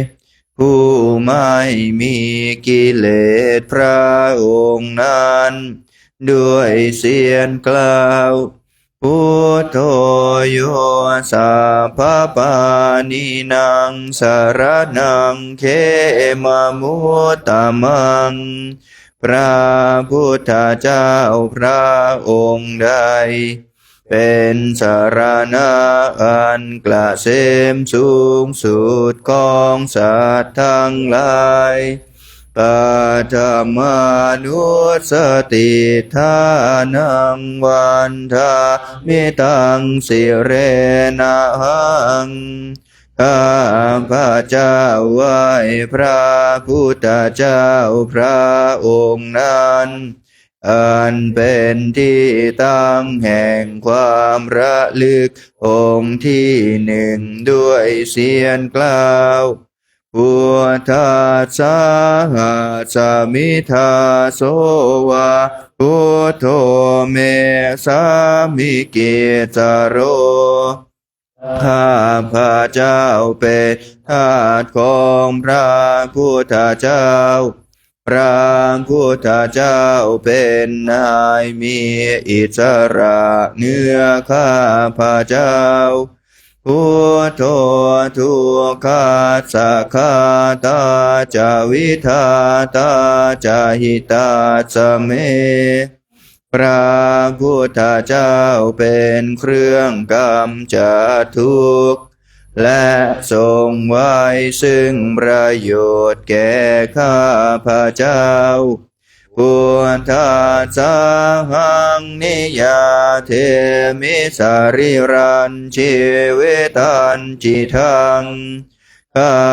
พระเจ้ามอบกายถวายชีวิตนี้แด่พระพุทธเจ้าวันทันโตหังจริสามิพุทธเสวะสุโพธิตังข้าพระเจ้าผู้ว่าอยู่จากพระพฤติตามซึ่งความตรัสรู้ดีของพระพุทธเจ้านาติเมสารนังอัญญาพุทโธเมสารนังวรังสารณะอื่นของข้าพระเจ้าไม่มีพระพุทธเจ้าเป็นสารณะอันประเสริฐของข้าพระเจ้าเอเตนะสัจวะเชนะวะตายังสัตตุสาสเนด้วยการกล่าวคำสัตย์นี้ข้าพระเจ้าพึงเจริญในพระศาสนาของพระศาสดาพุทธังเมวันธรรมาเนนะยังปุญญังปัสสุตังหิทาข้าพระเจ้าผู้ไหวอยู่ซึ่งพระพุทธเจ้าได้ควรควายบุญใดในบัดนี้สัพเพปิอันตรายาเมมาเหสุงตัสสะเตชะสะอันตรายทั้งปวงอย่าได้มีแก่ข้าพระเจ้าด้วยเดชแห่งบุญนั้นกายเยนวาจายวะเจตสาวาด้วยกายก็ดีด้วยวาจาก็ดีด้วยใจก็ดีพุทเทกุกัมมังปะกตังมายายังกรรมหน้าติเตียนอันใดที่ข้าพระเจ้ากระทำแล้วในพระพุทธเจ้า พุทโธปฏิคันนาตุอาจยันตังขอพระพุทธเจ้าจงงดซึ่งโทษล่วงเกินอันนั้น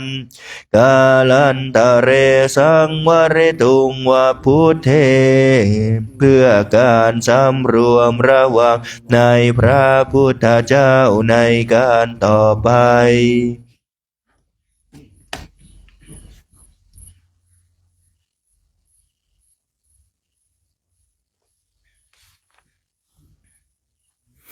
หันธรรมยังธรรมานุสตินายังกโรมาเสสวากาโตภะคะวะตาธัมโมพระธรรมเป็นสิ่งที่พระผู้มีพระภาคเจ้าได้ตรัสไว้ดีแล้วสันทิติโกเป็นสิ่งที่ผู้ศึกษาและปฏิบัติพึงเห็นได้ด้วยตนเองอากาลิโกเป็นสิ่งที่ปฏิบัติได้และให้ผลได้ไม่จำกัดการเอหิปัสสิโกเป็นสิ่งที่ควรกล่าวกับผู้อื่นว่าท่านจงมาดูเถิดโอมปานายิโกเป็นสิ่งที่ควรน้อมเข้ามาใส่ตัวปัจจตังเวทิตาโพวินโยหิติเป็นสิ่งที่ผู้รู้ก็รู้ได้เฉพาะตนดังนี้หันธรรมยังธรรมาภิคิติงกโรมาเสสวากาตาตาทิกุณาโยคาวาเสนาสายโยพระธรรมเป็นสิ่งที่ประเสริฐเพราะประกอบด้วยคุณคือความที่พระผู้มีพระภาคเจ้าตรัสไว้ดีแล้วเป็นต้นโยมากะปะกะปริยัตติวิโมกขเพโทเป็นธรรมันจำแนกเป็นมรรคผลปริยัติและนิพพานธัมโมกุโลกาปตานาตถาธาริธารีเป็นธรรมทรงไว้ซึ่งผู้ทรงธรรมจากการตกไปสู่โลกที่ชั่ววันธรรมหังตมหารังวรธรรมเมตังข้าพระเจ้าไหว้พระธรรมประเสริฐนั้นอันเป็นเครื่องขจัดเสียซึ่งความมืดธัมโมโยสัพพปานินางสารนังเขมมุตตมังพระธรรมได้เป็นสารณะอันเกษมสูงสุดของสัตว์ทั้งหลาย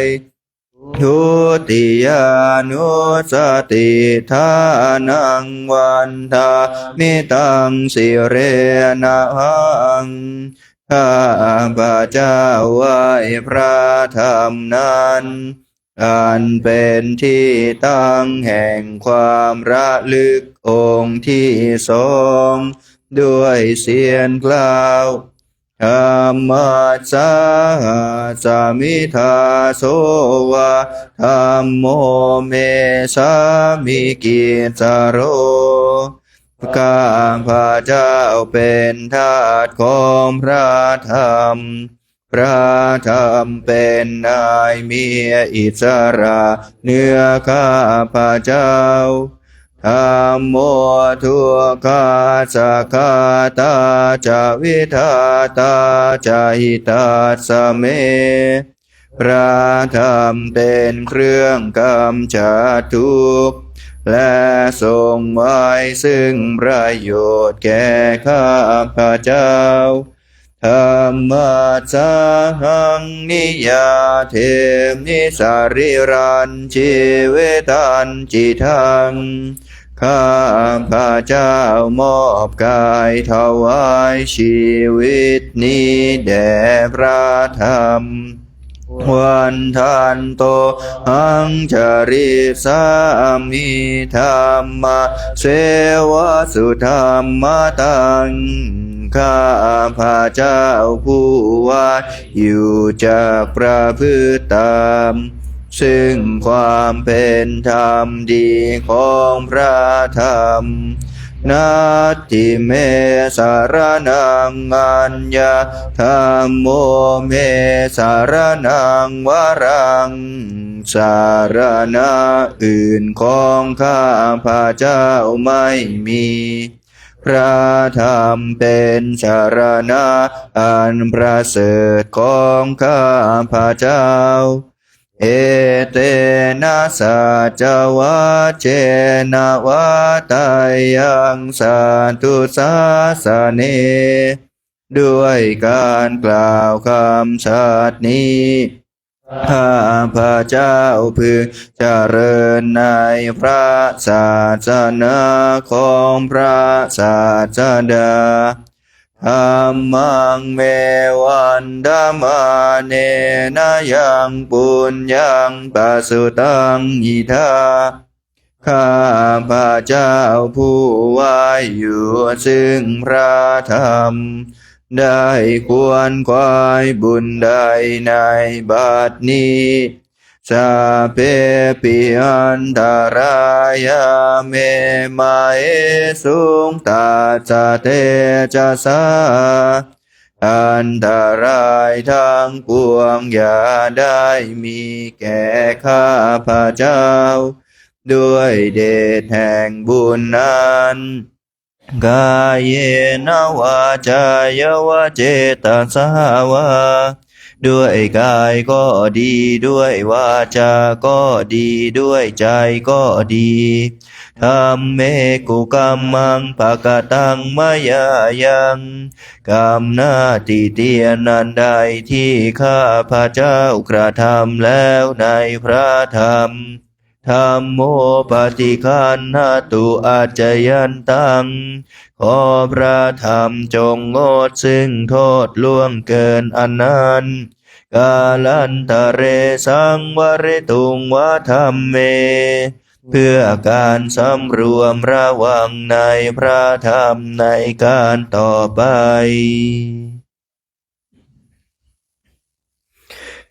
หันนมยังสังขานุสตินายังกโรมาเสสุปฏิปันโนภะคะวะโตสาวกสังโฆทรงสาวกของพระผู้มีพระภาคเจ้าหมู่ใดปฏิบัติดีแล้วอุชุปฏิปันโนภะคะวะโตสาวกสังโฆทรงสาวกของพระผู้มีพระภาคเจ้าหมู่ใดปฏิบัติตรงแล้วยายาปฏิปันโนภะคะวะโตสาวกสังโฆสาวกของพระผู้มีพระภาคเจ้าหมู่ใดปฏิบัติเพื่อรู้ธรรมเป็นเครื่องออกจากทุกข์แล้วสามีจิปฏิปันโนภะคะวะโตสาวกสังโฆทรงสาวกของพระผู้มีพระภาคเจ้าหมู่ใดปฏิบัติสมควรแล้วยาทิทังได้แก่บุคคลเหล่านี้คือ จาตาริปุริสายุคานิอาทาปุริสาปุคลาคู่แห่งบุรุษสี่คู่นับเรียงตัวบุรุษได้8 บุรุษเอสะภะคะวะโตสาวกสังโฆนั่นแหละทรงสาวกของพระผู้มีพระภาคเจ้าอาหุนายโยเป็นทรงควรแก่สักการะที่เขานำมาบูชาปาหุนายโยเป็นทรงควรแก่สักการะที่เขาจัดไว้ต้อนรับทักขินายโยเป็นผู้ควรรับทักษิณาทานอัญชลีการณิโยเป็นผู้ที่บุคคลทั่วไปควรทำอัญชลีอนุตตรังปุญญเขตังโลกัสสติเป็นเนื้อนาบุญของโลกไม่มีนาบุญอื่นยิ่งกว่าดังนี้หันธรรมยังสังฆาภิคิติงกโรมาเสสัทธามาโชสุปฏิปัตติคุณาทิยุโตพระโสที่เกิดโดยพระสัทธรรมประกอบด้วยคุณมีความปฏิบัติดีเป็นต้นโยธาพิโทอริยปุคลสังฆเสโทเป็นหมู่แห่งพระอริยบุคคลนั้นประเสริฐ8 จำพวกศีลาทิธรรมปวาราสยกายจิตโตมีกายและจิตอันอาศัยธรรมมีศีลเป็นต้นนันบวรวันธา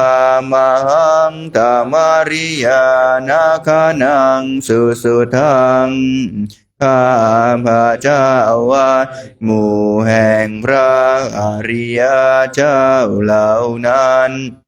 อันบริสุทธิ์ด้วยดีสังโฆโยสัพพปานินาสารนังเขมามุตตมังพระสงฆ์หมู่ใดเป็นสารณะ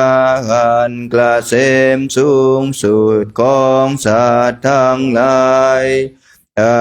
ติยานุสติทานังวันทามิตังสิเรนะหังข้าพระเจ้าไหว้พระสงฆ์หมู่นั้นการเป็นที่ตั้งแห่งความระลึกองค์ที่3ด้วยเสียงกล่าวสังฆาสาหัสสมิทาโสวาสังโฆเมสา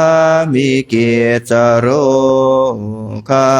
พระเจ้าเป็นทาสของพระสงฆ์พระสงฆ์เป็นนายมีอิสระเหนือข้าพระเจ้าสังโฆทุกขาสักขาตาจาวิทาตาจาหิตาสเมพระสงฆ์เป็นเครื่องกำจัดทุกข์และทรงไว้ซึ่งประโยชน์แก่ข้าพระเจ้าสังฆาสาหังนิยาเทมิสาริรันชีวิตันจิตังข้าพระเจ้ามอบกายถวายชีวิตนี้แด่พระสงฆ์ วันทันโตหังจริสามิสังฆัสโสปฏิปันนตังข้าพระเจ้าผู้ไหว้อยู่จากประพฤติธรรมซึ่งความปฏิบัติดีของพระสงฆ์นาทิเมสารนังอัญญาสังโฆเมสารนังวรังสารณะอื่นของข้าพระเจ้าไม่มีพระสงฆ์เป็นสารณะอันประเสริฐของข้าพระเจ้าเอเตนะสะจวะเจนะวะตายังสัตตุสาสนิด้วยการกล่าวคำสัตย์นี้ข้าพระเจ้าพึงเจริญในพระศาสนาของพระศาสดาสังฆังเมวันธรรมาเนนะยังปุญญังปะสุตังอิทาข้าพระเจ้าผู้ไหว้อยู่ซึ่งพระสงฆ์ได้ควรควายบุญใดในบัดนี้สัพเพปิอันตรายาเมมาเหสุงตัสสะเตชะสาอันตรายทั้งปวงอย่าได้มีแก่ข้าพระเจ้าด้วยเดชแห่งบุญนั้นกายเยนวาจายวเจตสาวาด้วยกายก็ดีด้วยวาจาก็ดีด้วยใจก็ดีสังเคกุกรรมังปะกตังมายายังกรรมหน้าติเตียนนันใดที่ข้าพระเจ้ากระทำแล้วในพระสงฆ์สังโฆปฏิคันนาตุอาจยันตังขอพระสงฆ์จงงดซึ่งโทษล่วงเกินอันนั้นกาลันตะเรสังวริตุงวะสังเคเพื่อการสำรวมระวังในพระสงฆ์ในการต่อไป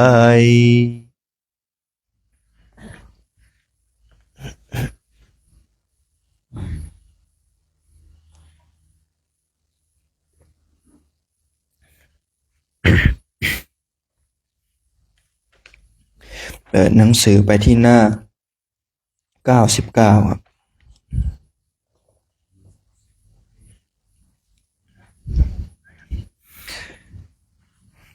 หันธรรมยังธรรมจักกัปปวัตนะสุตตปาทังพนามาเสเอวะเมสุตังเอกังสมัยยังภะคะวะภารานาสิยังวิหารติอิสิปตะเนมิกทาเยตาตระโคภะคะวะปัญจวัคคีย์เยภิกขุอามันเตสีข้าพระเจ้าคือพระอานนท์ได้สดับมาอย่างนี้สมัยหนึ่งพระผู้มีพระภาคเจ้าผู้ทรงไว้ซึ่งพระมหากรุณาธิคุณเสด็จประทับอยู่ที่ป่าอิสิปตนมฤคทายวัน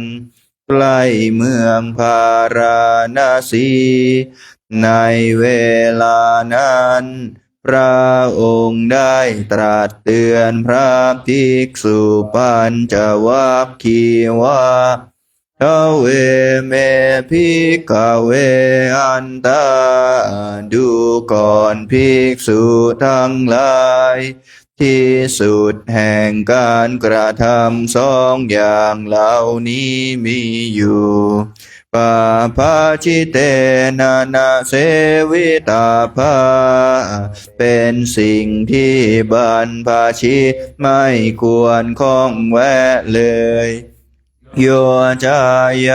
กาเมสุกามาสุขันลิกานุโยโคนี่คือการประกอบตนพัวพันอยู่ด้วยความใคร่ในกามทั้งหลายฮิโนเป็นของต่ำสามคัมโมเป็นของชาวบ้านโกทัวจานิโกเป็นของฉันปุถุชนอานาริโยไม่ใช่ข้อปฏิบัติของพระอริยเจ้าอานันตสันนิโตไม่ประกอบด้วยประโยชน์นี้อย่างหนึ่งโยจายาอาตากิลมัทานุโยโคอีกอย่างหนึ่งคือการประกอบการทรมานตนให้ลำบากทุกโคเป็นสิ่งนำมาซึ่งทุกข์อานาริโยไม่ใช่ข้อปฏิบัติของพระอริยเจ้าอานันตสันนิโตไม่ประกอบด้วยประโยชน์เลยเอเตเตภิกขเวอุโภอันเตอนุปคัมมมัชฌิมาปฏิปทาดูก่อนภิกษุทั้งหลายข้อปฏิบัติเป็นทางสายกลางไม่เข้าไปหาส่วนสุดแห่งการกระทำสองอย่างนั้นมีอยู่ตถาคตเตนะภิสัมพุทธาเป็นข้อปฏิบัติที่ตถาคตได้ตรัสรู้พร้อมเฉพาะแล้วจากกุการณีเป็นเครื่องกระทำให้เกิดจากสุญาณการณีเป็นเครื่องกระทำให้เกิดญาณอุปสมายาเพื่อความสงบอภิญญายาเพื่อความรู้ยิ่งสัมโพธายาเพื่อความรู้พร้อมนิพพานายะสังวัตติเป็นไปพร้อมเพื่อนิพพานกาตมาจะสาภิกขเวมัชฌิมาปฏิปทาดูก่อนภิกษุทั้งหลายก็ปฏิบัติเป็นทางสายกลางนั้นเป็นอย่างไรเล่าอายะเมวะอริโยอาทังกิโกมาโคข้อปฏิบัติเป็นทางสายกลางคือข้อปฏิบัติเป็นหนทางอันประเสริฐประกอบด้วยองค์8ประการนี้เองสายาทิทางได้แก่สิ่งเหล่านี้คือสัมมาทิฏฐิความเห็นสัมมาสังกัปโปความดำริชอบสัมมาวาจาการพูดจาชอบสัมมากัมมันโตการทำการงานชอบสัมมาอาชีโวความเลี้ยงชีพชอบสัมมาวายาโมความภาคเพียรชอบสัมมาสติความระลึกชอบสัมมาสมาธิความตั้งใจมั่นชอบอายังโคสาภิกขเวมัชฌิมาปฏิปทาดูก่อนภิกษุทั้งหลายนี่แลข้อปฏิบัติเป็นทางสายกลาง ตถาคเตนะอภิสัมพุทธาเป็นข้อปฏิบัติที่ตถาคตได้ตรัสรู้พร้อมเฉพาะแล้วจากกุการณีเป็นเครื่องกระทำให้เกิดจากสุญาณการณีเป็นเครื่องกระทำให้เกิดญาณอุปสมายาเพื่อความสงบอภิญญายาเพื่อความรู้ยิ่งสัมโพธายาเพื่อความรู้พร้อมนิพพานายาสังวัตติเป็นไปพร้อมเพื่อนิพพานอิทังโกปานาภิกขเวทุกขังอริยสัจจังดูก่อนภิกษุทั้งหลายก็อริยสัจคือทุกข์นี้มีอยู่ชาติปิทุกขาคือความเกิดก็เป็นทุกข์ชาราปิทุกขาความแก่ก็เป็นทุกข์มรณะปิทุกขังความตายก็เป็นทุกข์โสกปริเทวทุกขโทมนัสสุปายาสัพพิทุกขาความโศกความร่ำไรรำพันความไม่สบายกายความไม่สบายใจความคับแค้นใจก็เป็นทุกข์อปิเยหิสัมปโยโคทุกโขความประสบกับสิ่งไม่เป็นที่รักที่พอใจก็เป็นทุกข์ปิเยหิวิปโยโคทุกโขความพลาดพรากจากสิ่งเป็นที่รักที่พอใจก็เป็นทุกข์ยัมปิชังนาลภติตัมปิทุกขังมีความปรารถนาสิ่งใดไม่ได้สิ่งนั้นก็เป็นทุกข์สังคิเตนะปัญจุปาทานขันธาทุกขา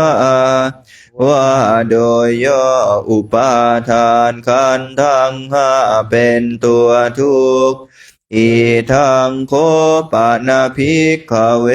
ทุกขสมุทัยโยอริยสัจจังดูก่อนภิกษุทั้งหลายก็อริยสัจคือเหตุให้เกิดทุกข์นี้มีอยู่ยายังตัณหานี้คือตัณหาโกโนภาวิกาอันเป็นเครื่องทำให้มีการเกิดอีกนันทิราคะสหคตาอันประกอบอยู่ด้วยความกำหนัดด้วยอำนาจความเพลินตาตาระตาตาราพินันทินีเป็นเครื่องให้เพลินอย่างยิ่งในอารมณ์นั้นสายาทิทังได้แก่ตัณหาเหล่านี้คือกามตัณหาตัณหาในกามภาวะตัณหาตัณหาในความมีความเป็นวิภาวะตัณหาตัณหาในความไม่มีไม่เป็นอิทังโคปานาภิกขเวทุกขานิโรโธอริยสัจจังดูก่อนภิกษุทั้งหลาย ก็อริยสัจคือความดับไม่เหลือแห่งทุกข์นี้มีอยู่โยตัสสะเยวะตัณหายะอาเสสะวิราคะนิโรโธนี่คือความดับสนิทเพราะจางไปโดยไม่มีเหลือของตัณหานั้นนั่นเองจาโคเป็นความสละทิ้งปาตินิสสโกเป็นความสลัดคืนมุติเป็นความปล่อยอานาลโยเป็นความทำไม่ให้มีที่อาศัยซึ่งตัณหานั้นอีทังโคปานาภิกขเวทุกขานิโรธคามินีปฏิปทาอริยสัจจังดูก่อนภิกษุทั้งหลายก็อริยสัจคือข้อปฏิบัติที่ทำสัตว์ให้รู้ถึงความดับไม่เหลือแห่งทุกข์นี้มีอยู่อายะเมวะอริโยอาทังคิโกมัคโคนี่คือข้อปฏิบัติเป็นหนทางอันประเสริฐประกอบด้วยองค์8ประการนี้เองสา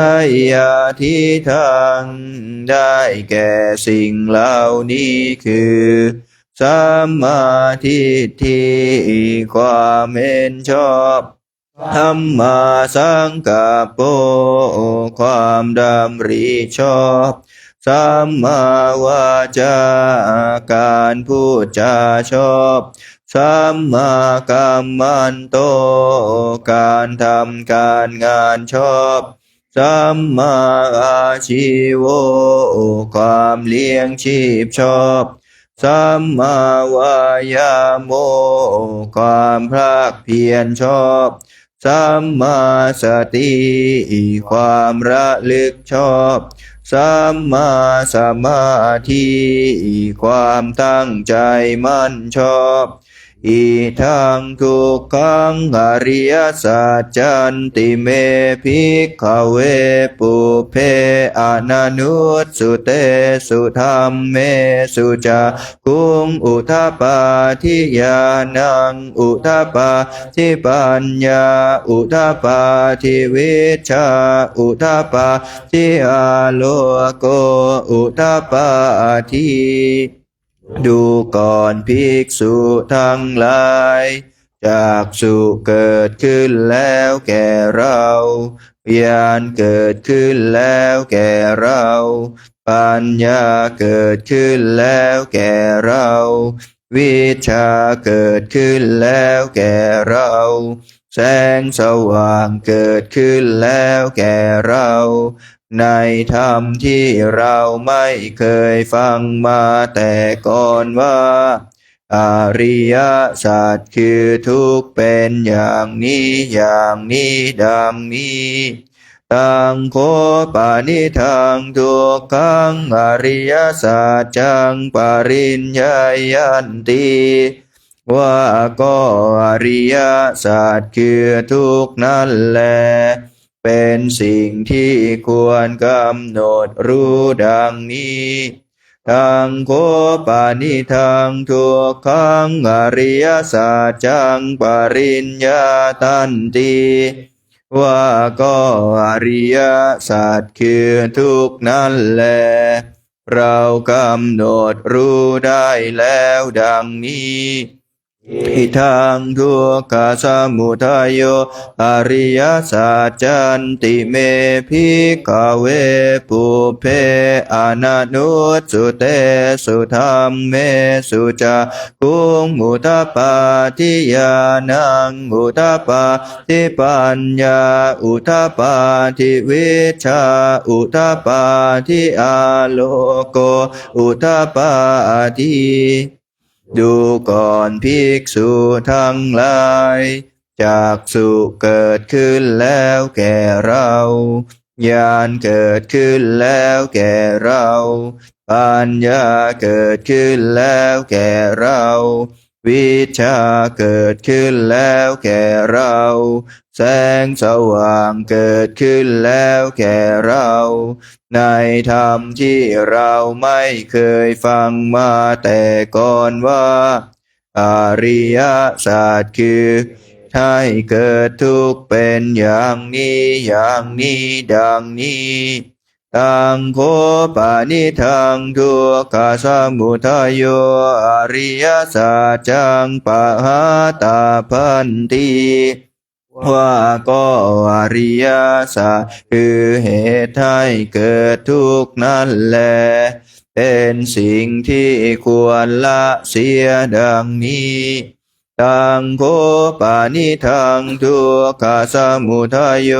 อริยสัจจะปะหินันติว่าก็อริย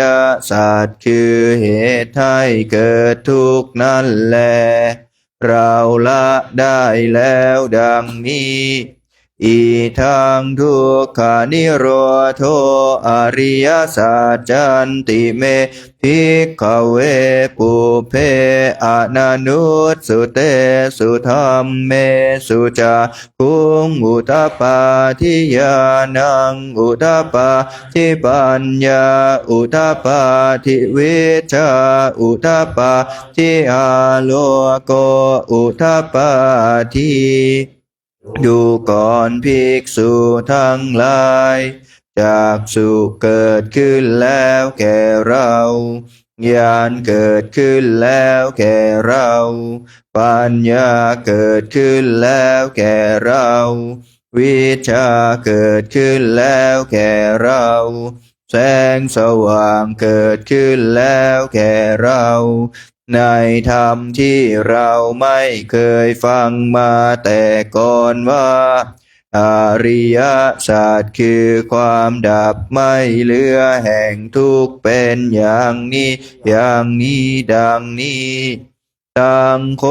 ปานิทังทุกขานิโรโธอริยสัจจังสัจฉิกาตาพันติว่าก็อริยสัจคือความดับไม่เหลือแห่งทุกข์นั่นแลเป็นสิ่งที่ควรทำให้แจ้งดังนี้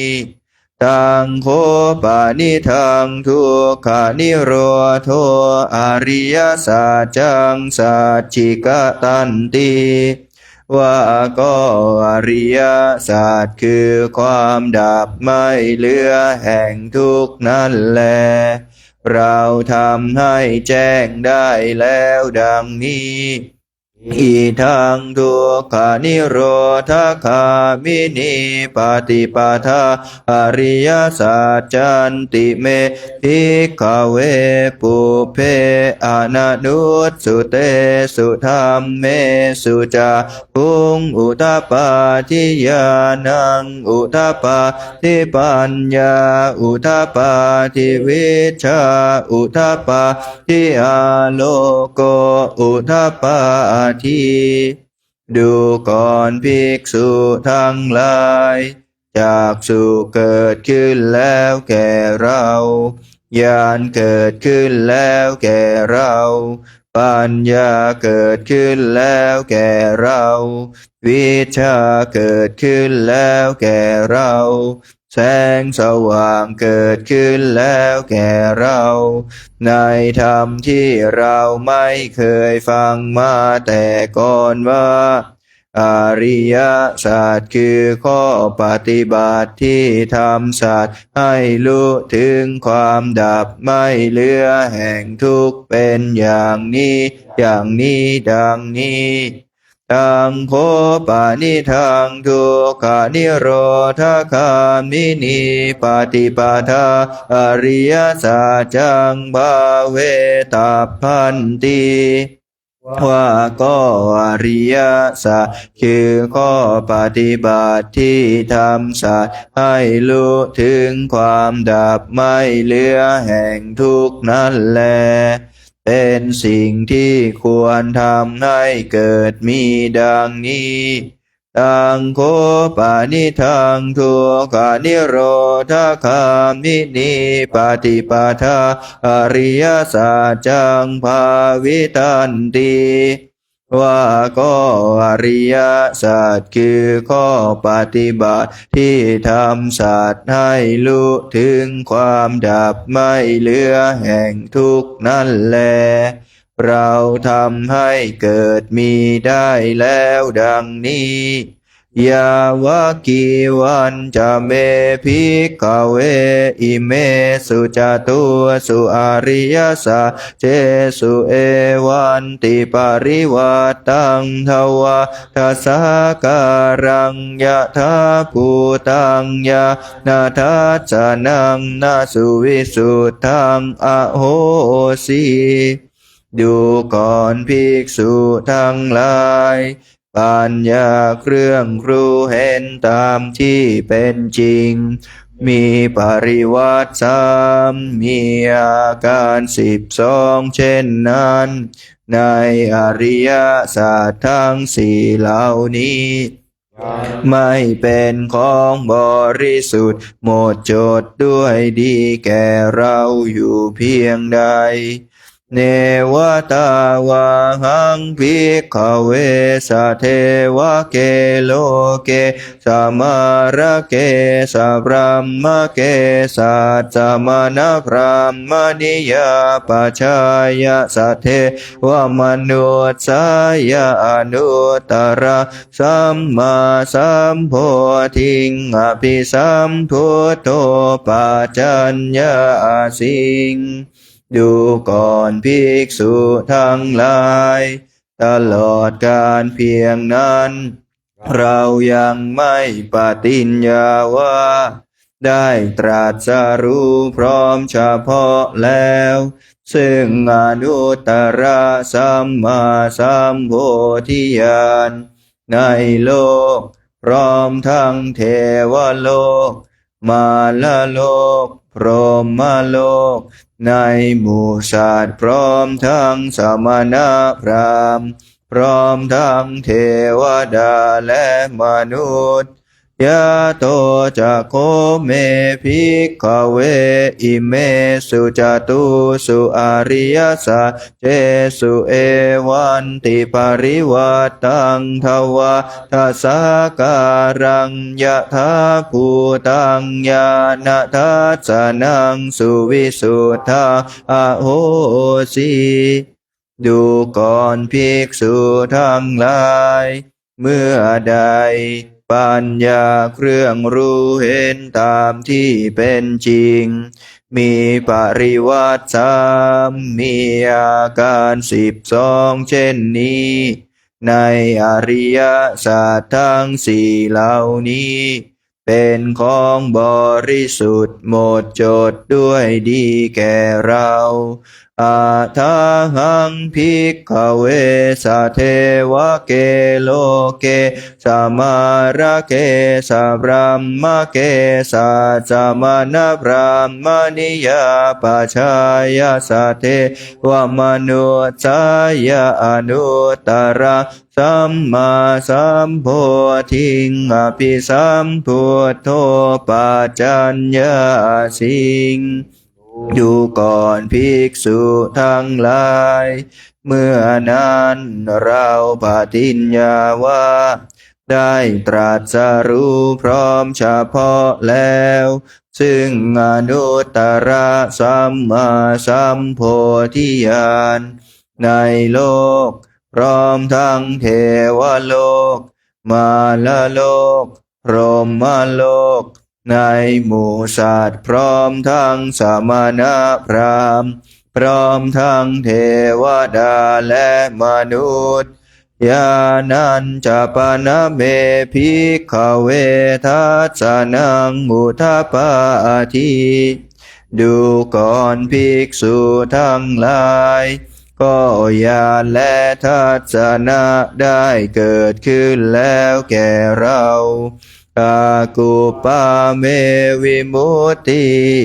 ว่าความหลุดพ้นของเราไม่กลับกำเริบ อายมันติมาชาติความเกิดนี้เป็นการเกิดครั้งสุดท้ายนาทิธานิปุนาภโวติบัดนี้ความเกิดอีกย่อมไม่มีดังนี้อิธัมมโวจะภควาพระผู้มีพระภาคเจ้าได้ตรัสธรรมบริยายอันนี้แล้วอาตมนาปัญจวัคคียาภิกขุภควโตภาสิตังอภินันทุงพระภิกษุปัญจวัคคีย์ก็มีใจยินดีเพลินภาสิทธิ์ของพระผู้มีพระภาคเจ้าอิมาสมินจะปนวัยยการณัสสมิงพันยมาเนก็แลเมื่อวัยยากรนี้อันพระผู้มีพระภาคเจ้าตรัสอยู่อายัสสมโตโกนทัญญาสวิรชังวิตมลังธรรมจากกุงอุทปาทีจากสุในธรรมอันปราศจากทุลีปราศจากมลทิน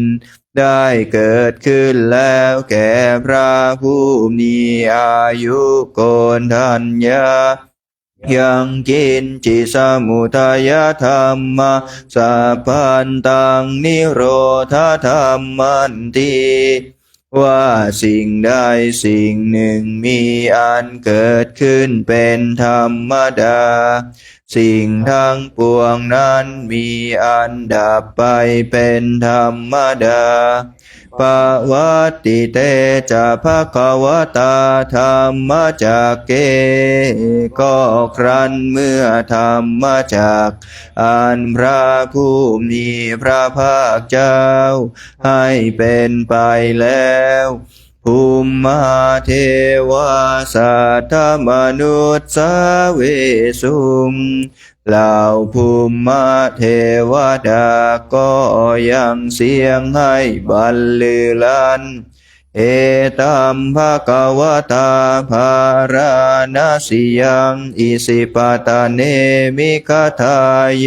อนุตตรังธรรมจักกังปวัตติตังอัปปติวัตติยาสามเณรวะพรามเณรวะเทเวนวะมาเรนวะพรามมุนาวะเกณจิวาโลกัสสมินติว่านั่นจักคือธรรมไม่มีจากอื่นสู้ได้อันพระผู้มีพระภาคเจ้าให้เป็นไปแล้วในป่าอิสิปตนมฤคทายวันใกล้เมืองพาราณสีอันสมณพราหมณ์เทวดามารพรหมและใครๆในโลกยังไม่ให้เป็นไปได้แล้วดังนี้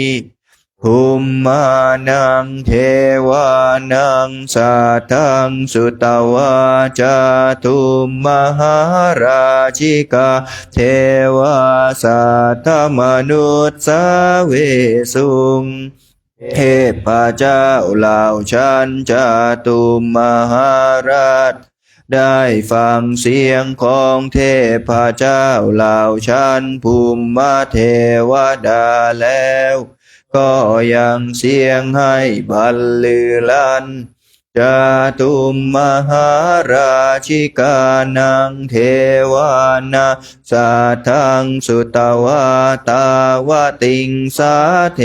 วาสัทธมนุษย์สาเวสุงเทพเจ้าเหล่าชั้นดาวดึงส์ได้ฟังเสียงของเทพเจ้าเหล่าชั้นจาตุมมหาราชแล้วก็ยังเสียงให้บรรลือลั่น ตาวติงสานังเทวานังสัทธังสุตวายามาเทวาสัทธมนุษย์สาเวสุงเทพเจ้าเหล่าชั้นยามาได้ฟังเสียงของเทพเจ้าเหล่าชั้นดาวดึงแล้วก็ยังเสียงให้บันลือลั่นยามานังเทวานาสัทธังสุตวาตุสิตาเทวาสัทธมนุษย์สาเวสุงเทพเจ้าเหล่าชั้นดุสิตได้ฟังเสียงของเท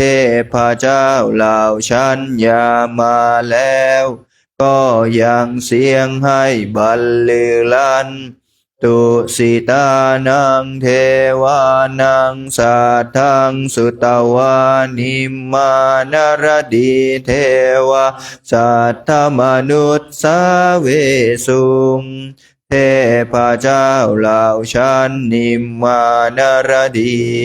ได้ฟังเสียงของเทพเจ้าเหล่าชั้นดุสิตแล้วก็ยังเสียงให้บันลือลั่นนิมมานรตีนังเทวานังสัทธังสุตวะปรนิมมิตวสวัตติเทวาสัทธมนุษย์สาเวสุงเทพเจ้าเหล่าชั้นปรนิมมิตวสวัตติได้ฟังเสียงของเทพเจ้าเหล่าชั้นนิมมานรดีแล้วก็ยังเสียงให้บันลือลั่นปารณิมมิตวสวัตตินังเทวานาสัทธังสุตวาพรหมกายิกาเทวาสัทธมนุษย์สาเวสุงเทพเจ้าเหล่าที่เกิดในพรหมได้ฟังเสียงของเทพเจ้าเหล่าชั้นปรนิมมิตวสวัตดีแล้วก็ยังเสียงให้บันลือลั่นเอตัมภะคะวะตาภารณสิยังอิสิปตาเนมิคทาเยอนุตตรังธรรมจักกังปวัตติตังอปฏิวัติยาสามเณรวะพรหมเณรวะเทเวนวะมาเรนวะพรหมุนาวะเกณจิวะโลกัสสมินติว่านั่นจักคือธรรมไม่มีจากอื่นสู้ได้การพระผู้มีพระภาคเจ้าให้เป็นไปแล้วในป่าอิสิปตานมฤคทายวันใกล้เมืองพาราณสีอันสามณพราหมณ์เทวดามารพรหมและใครในโลกยังไม่ให้เป็นไปได้แล้วดังนี้อิติหะเตนะคะเนนะเตนะมุเตนะยาวะพรหมโลกาสัทโธอาภูคัจฉิโดยขณะหนึ่งครู่หนึ่งนั้นเสียงขึ้นไปถึงพรหมโลกด้วยประการฉะนี้อายัญจะทัสสะหัสสีโลกธาตุสังกัมปิสัมปะกัมปิสัมปะเวทีทั้งหมื่นโลกธาตุนี้ได้หวั่นไหวสะเทือนสะท้านลั่นไปอาปามาโนจะโอลาโรโอภาโซโลเกปาตุระโหสีทั้งแสงสว่างอันยิ่งไม่มีประมาณได้ปรากฏแล้วในโลก อาติกัมเมวะเทวานังเทวานุภาวังล่วงเทวานุภาพของเทพยดาทั้งหลายเสียหมดอาทาโคภะคะวะอุทานังอุทาเนสิอัญญาสิวัตโพโกนัญโยอัญญาสิวัตโพโกนัญโยติอิติทังอายัสสะมะโตโกนัญญาสสะลำดับนั้นแลพระผู้มีพระภาคเจ้าได้ทรงเปล่งอุทานว่าโอนทัญญาได้รู้แล้วหนอผู้เจริญเพราะเหตุนั้นนามว่าอัญญาโกณทัญญานี้นั้นเทียวอัญญาโกณทัญโยตเววนามังอาหุสีติได้มีแล้วแก่พระผู้มีอายุโกณทัญญาด้วยประการชนี้แลเปิดหนังสือย้อนกลับไปหน้า95กรวดน้ำตอนเย็นหันธรรมยังอุทิศนาทิฏฐานาคาทายโยพนามเสอิมินาปุญญากรรมเมนาด้วยบุญนี้อุทิศให้อุปาชายาคุณุตระ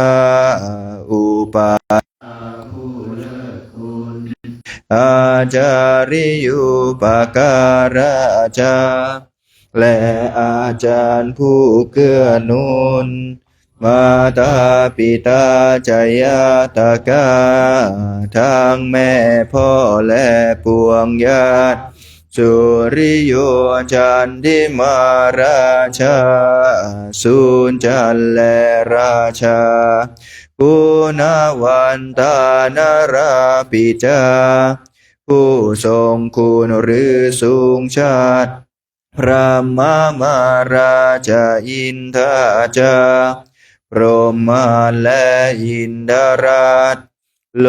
กภาลาชาเทวตาทั้งถวยเทพและโลกบาลยะโมมิตามนุษย์สาจายมมาราชมนุษย์มิตรมัจจตาเวริกาปิจาผู้เป็นกลางผู้จองพลานสัพเพสัตตาสุขีหนตุขอให้เป็นสุขสันต์ทุกทั่วหน้าอย่าทุกข์ทนปุญญานิปกตานิเมบุญพ้องที่ข้าทำจงช่วยอำนวยสุภาพล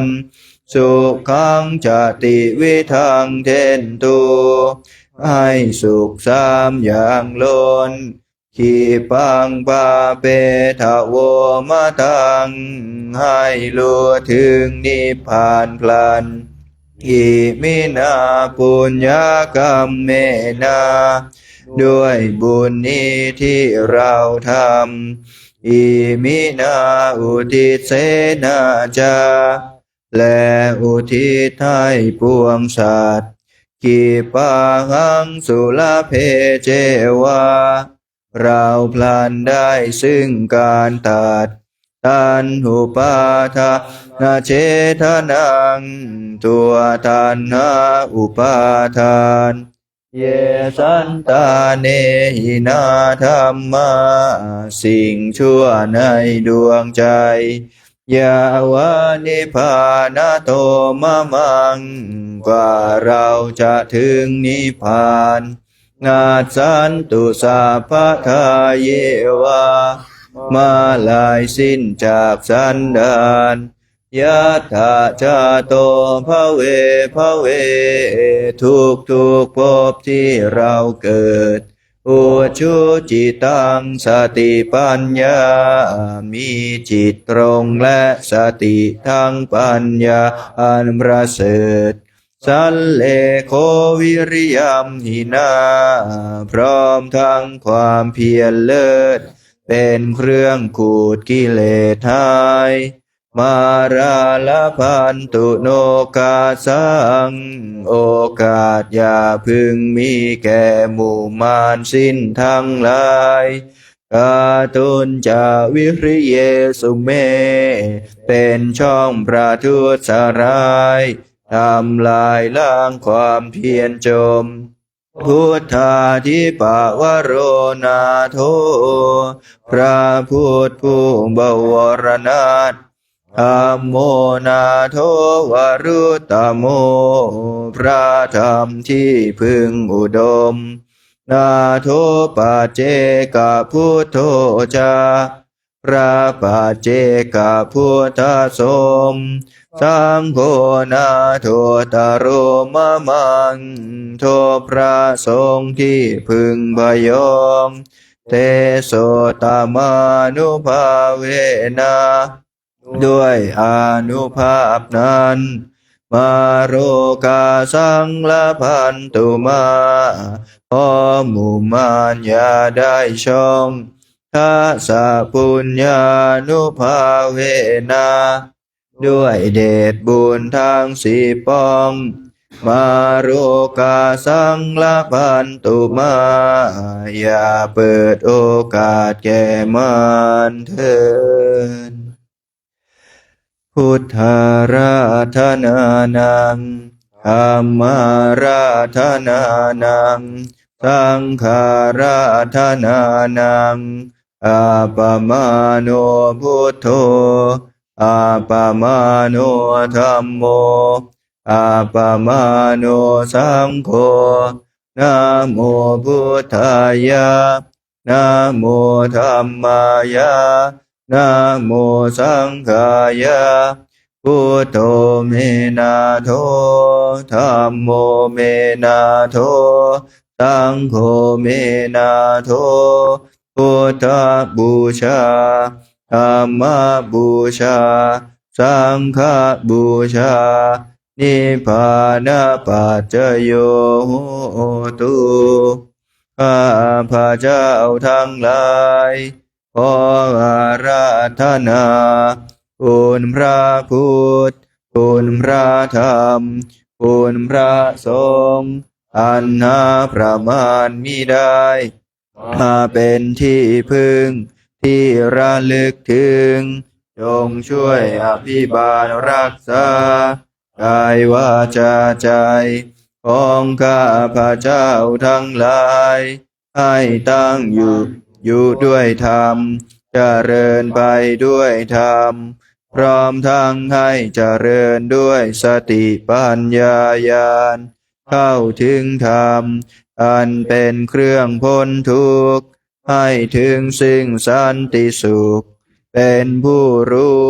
ผู้ตื่นผู้เบิกบานโดยไพบูลย์ทุกประการและจงยังประโยชน์ให้ถึงพร้อมทางส่วนตนบุคคลอื่นชีวิตอื่นอันเป็นเพื่อนทุกข์เกิดแก่เจ็บตายด้วยกันทั้งหมดทั้งสิ้นตลอดกาลนานเทอญ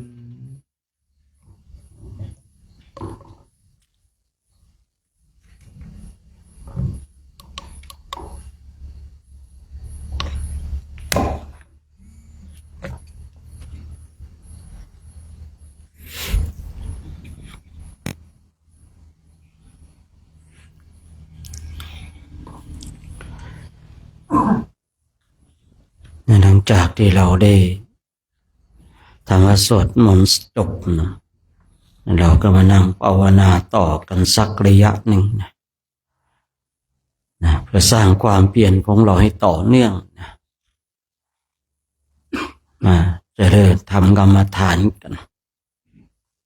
นะจัดท่านั่งของเราให้เรียบร้อย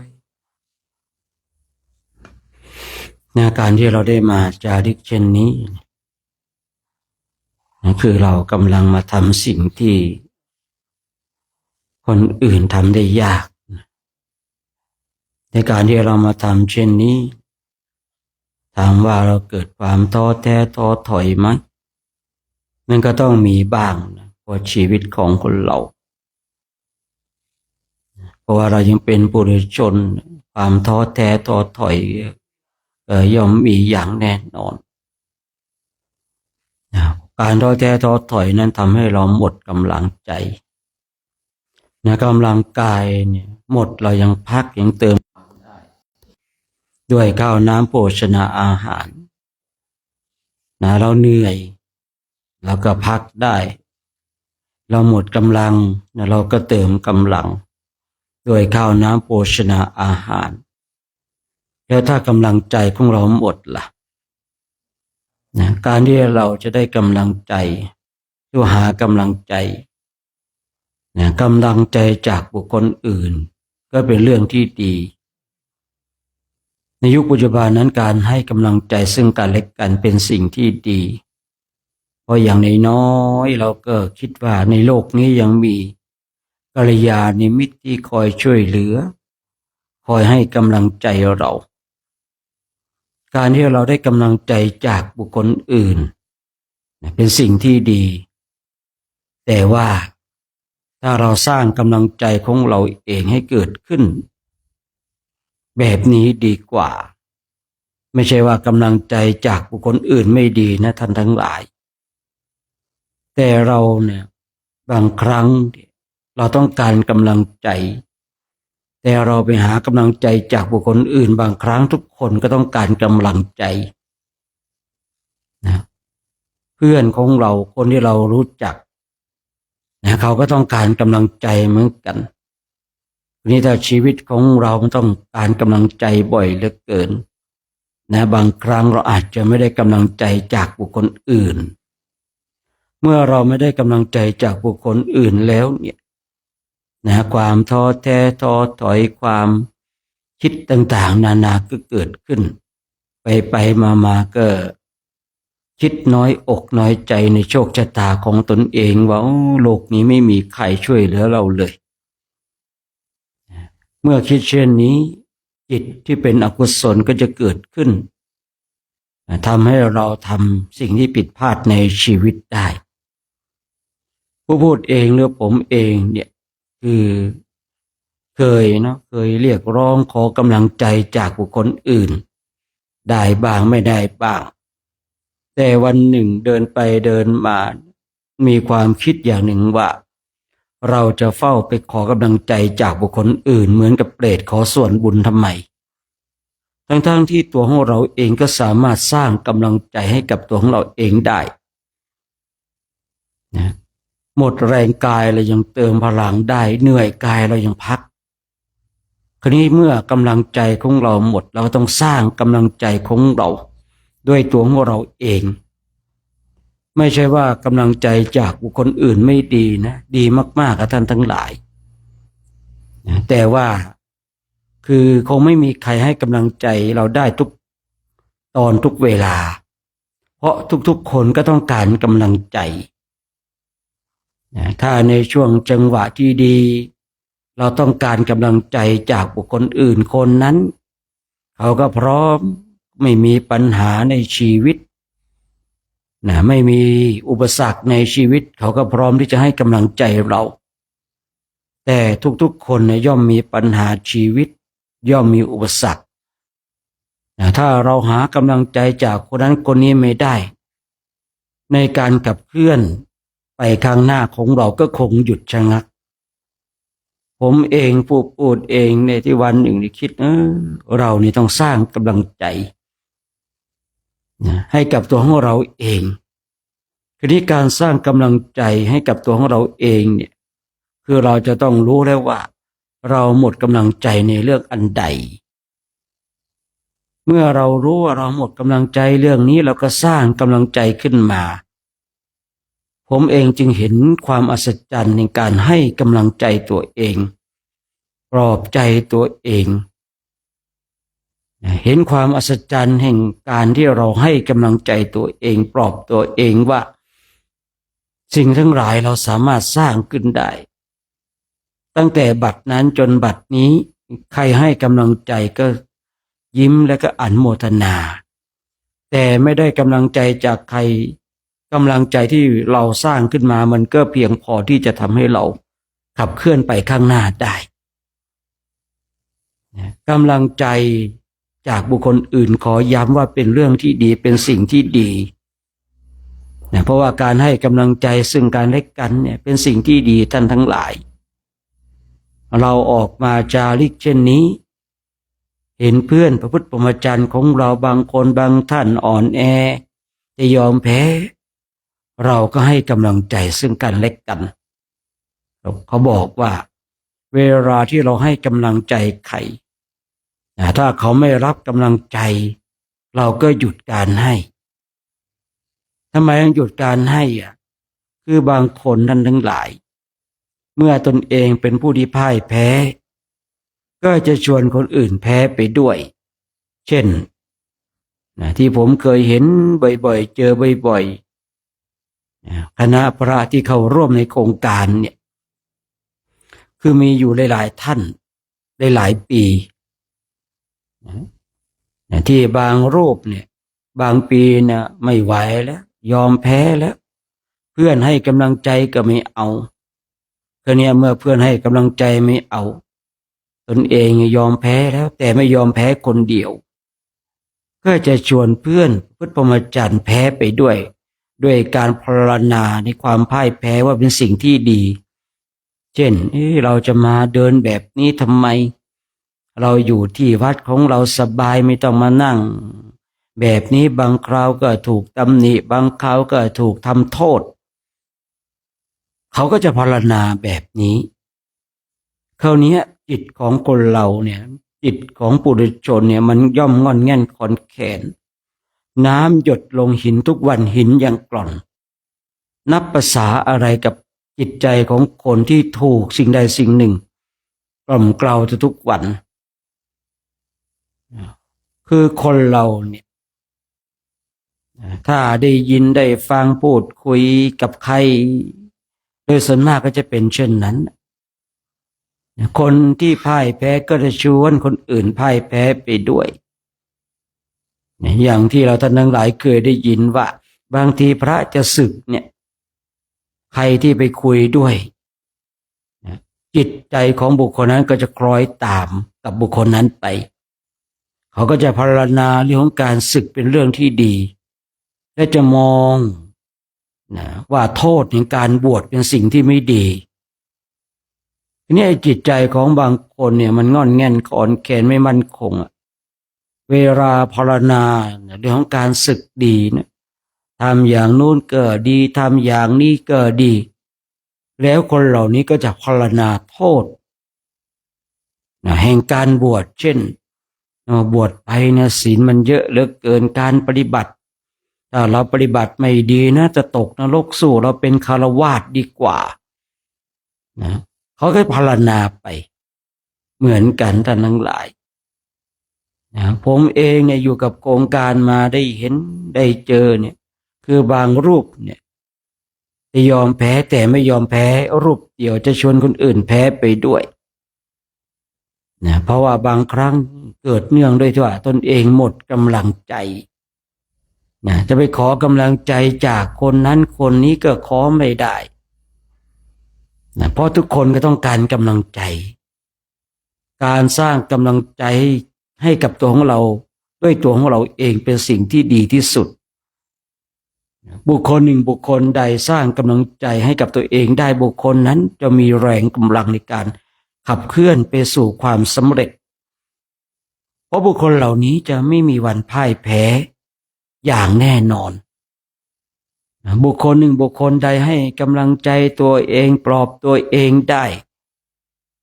ไม่น้อยใจในโชคชะตาชีวิตของตนเองบุคคลเหล่านี้ประสบความสำเร็จอย่างแน่นอนบางคนบางท่านที่พ่ายแพ้บางครั้งก็เกิดจากความน้อยอกน้อยใจในโชคชะตาชีวิตของตนเอง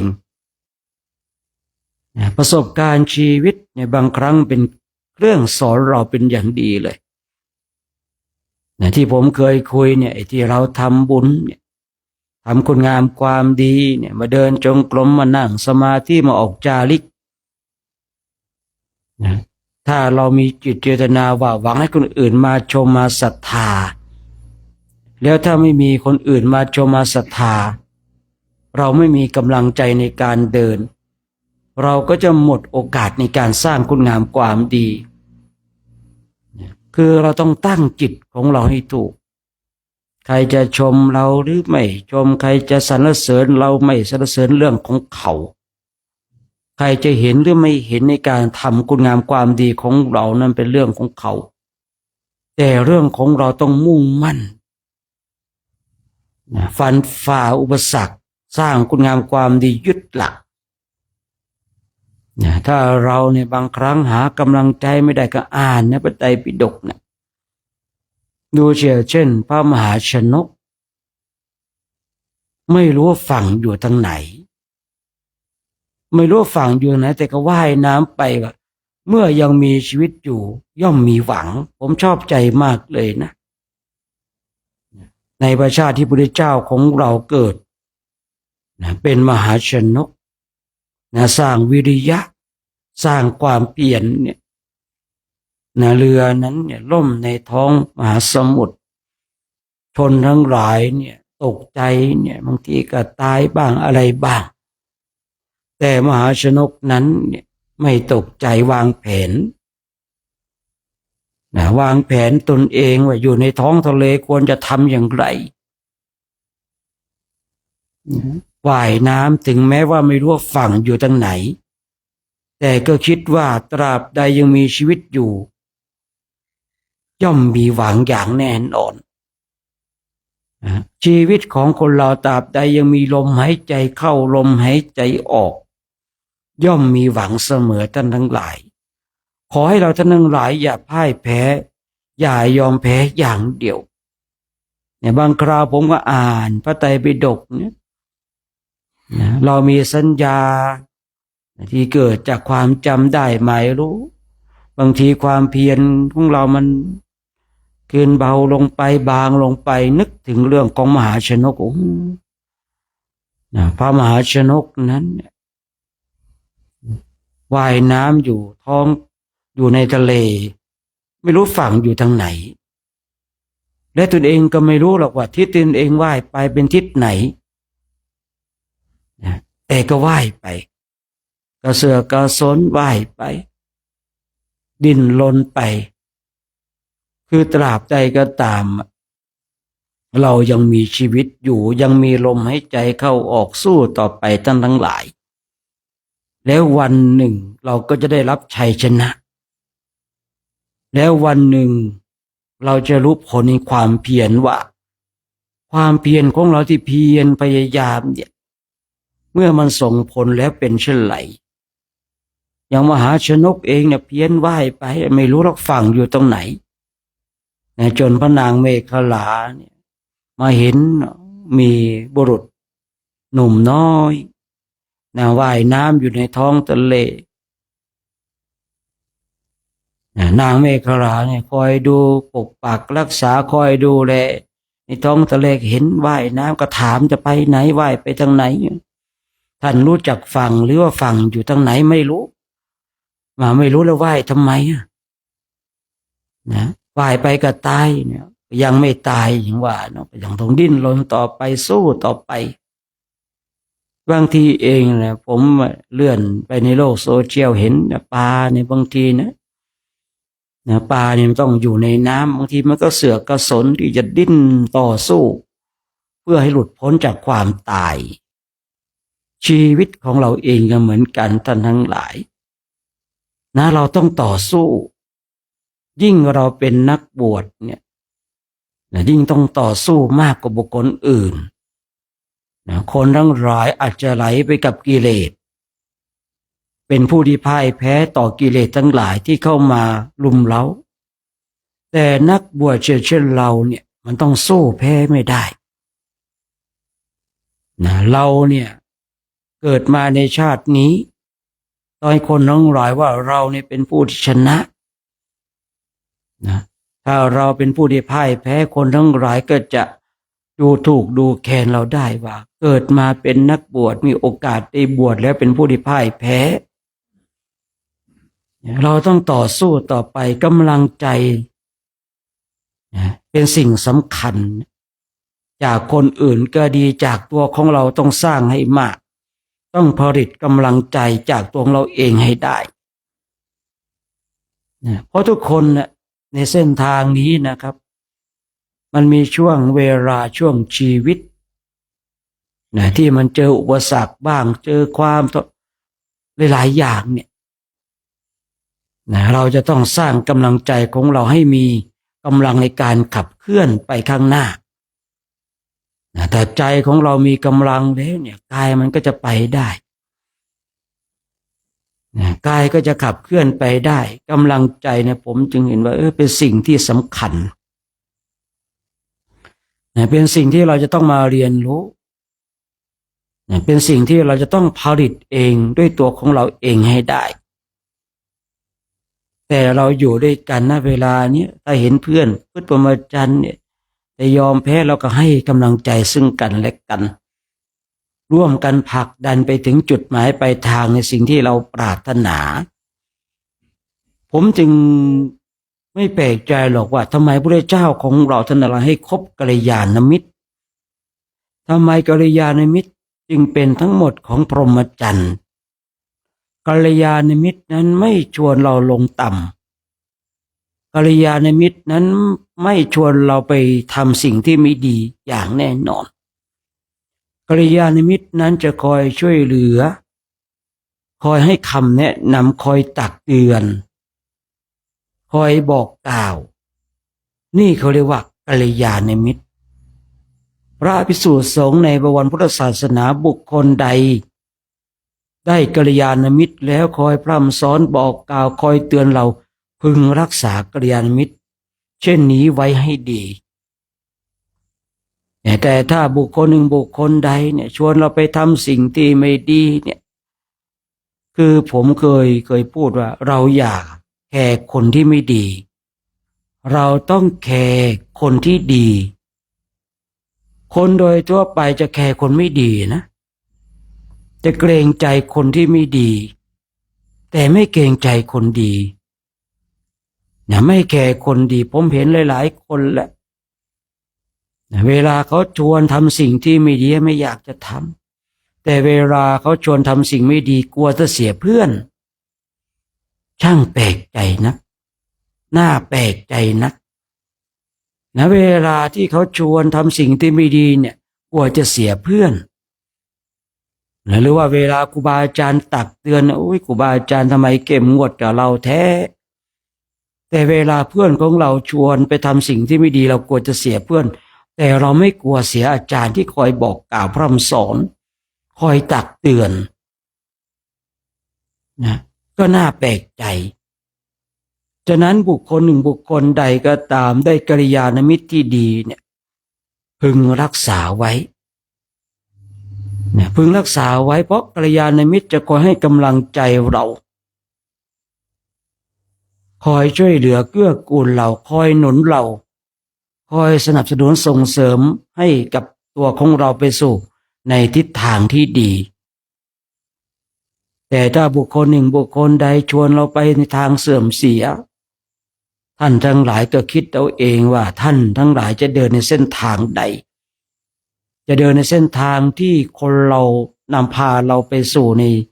สิ่งที่ไม่ดีหรือเราเนี่ยจะคบกับบุคคลที่นำพาเราเป็นสิ่งที่ดีๆผมเองเนี่ยมองดูแล้ว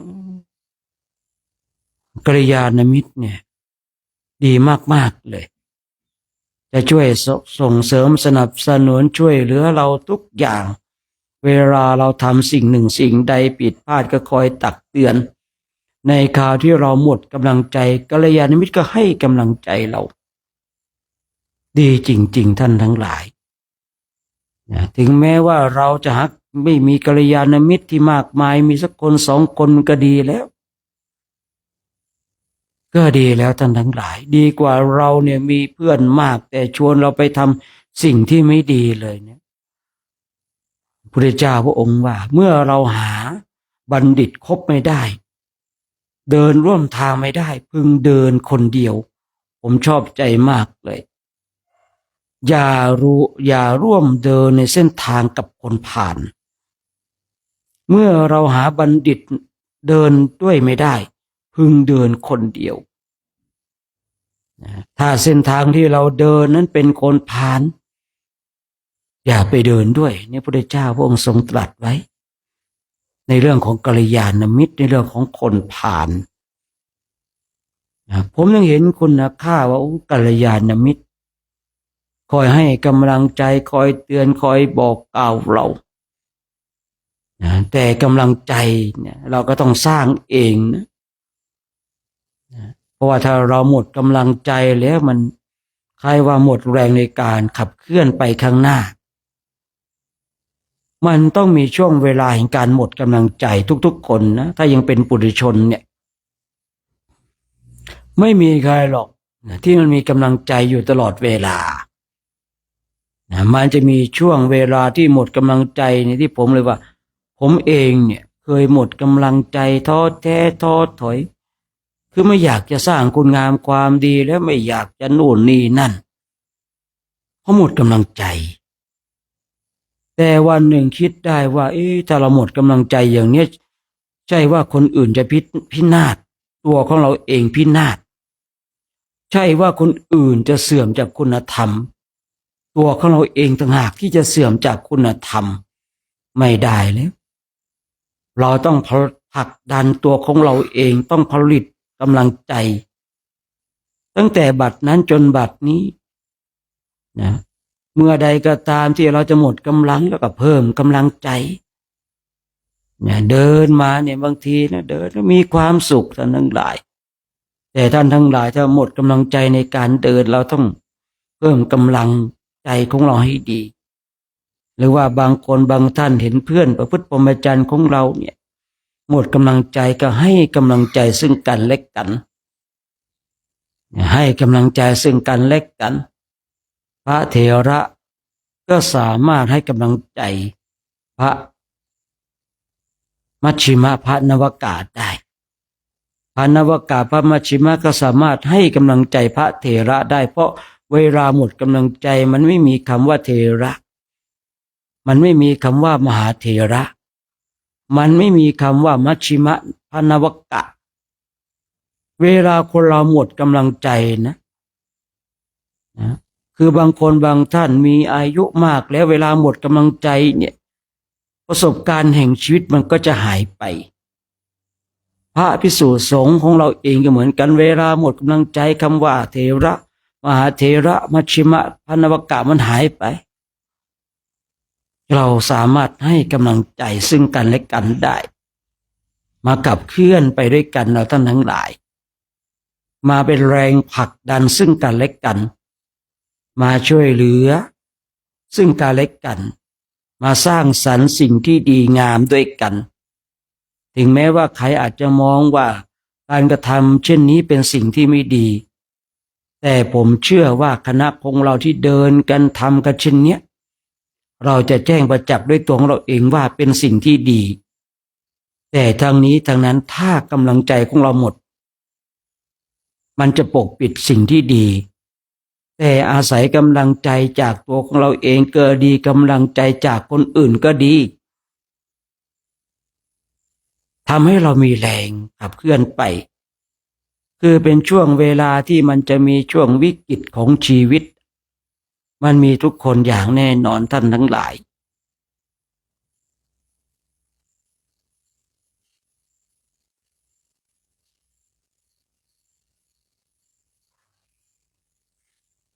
ฉะนั้นมีโอกาสเรามาเป็นกัลยาณมิตรต่อกันทุกท่านเรามาเป็นกัลยาณมิตรต่อกันมาคอยช่วยเหลือเกื้อกูลอนุเคราะห์สงเคราะห์ซึ่งกันและกันมามอบความรักความสามัคคีความเป็นน้ำหนึ่งใจเดียวกันขับเคลื่อนไปด้วยกันฉะนั้นก็ฝากไว้ให้เราเป็นผู้ที่ มีกำลังใจสร้างกำลังใจให้กับตัวของเราเอง เดี๋ยวผู้พูดเองจะยุติการใช้เสียงสักแป๊บหนึ่งนะเพื่อให้เราท่านทั้งหลายได้นั่งบำเพ็ญเพียรภาวนาฝึกฝนอบรมบ่มนิสัยของเรามาเช็คตัวเองมาดูตัวเองว่าตอนนี้กำลังใจของเรามีมากน้อยขนาดไหนกำลังใจของเราเต็มเปี่ยมไปด้วยพลังในการขับเคลื่อนหรือว่ามันลดน้อยถอยลงไปก็ฝากไว้ในช่วงภาคค่ำของวันนี้นะ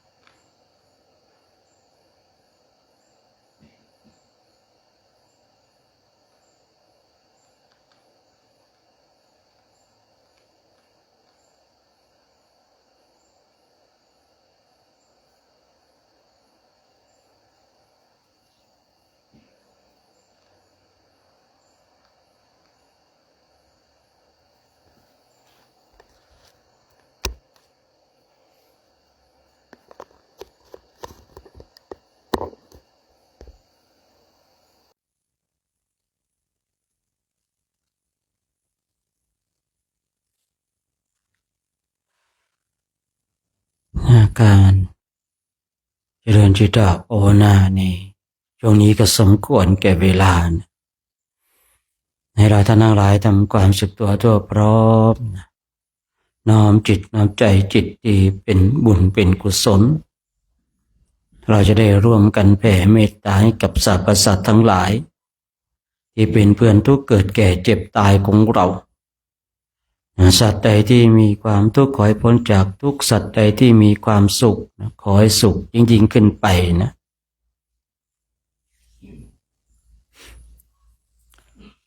สัพเพสัตตาอาเวราโหนตุ ขอสรรพสัตว์ทั้งหลายทั้งปวงที่เป็นเพื่อนทุกข์เกิดแก่เจ็บตายด้วยการทั้งหมดทั้งสิ้นเป็นสุขเถิดอย่าได้มีเวรต่อกันและกันเลยอาพยาปาชาโหนตุจงเป็นสุขเถิด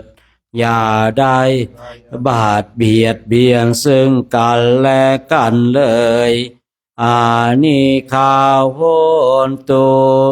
จงเป็นสุขเถิดอย่าได้ความทุกข์กายทุกข์ใจเลยสุขีอัตตานังปริหะลันโตจงมีความสุขกายสุขใจรักษาตนให้รอดพ้นจากทุกโทษเวรภัยอันตรายทั้งปวงจงทุกทั่วหน้าเถิดกาตังปุญญาภารังไมสาเพภากิยภวันตุเตขอสรรพสัตว์ทั้งหลายทั้งปวงเหล่านั้นจงเป็นผู้มีส่วนได้เสวยผลบุญ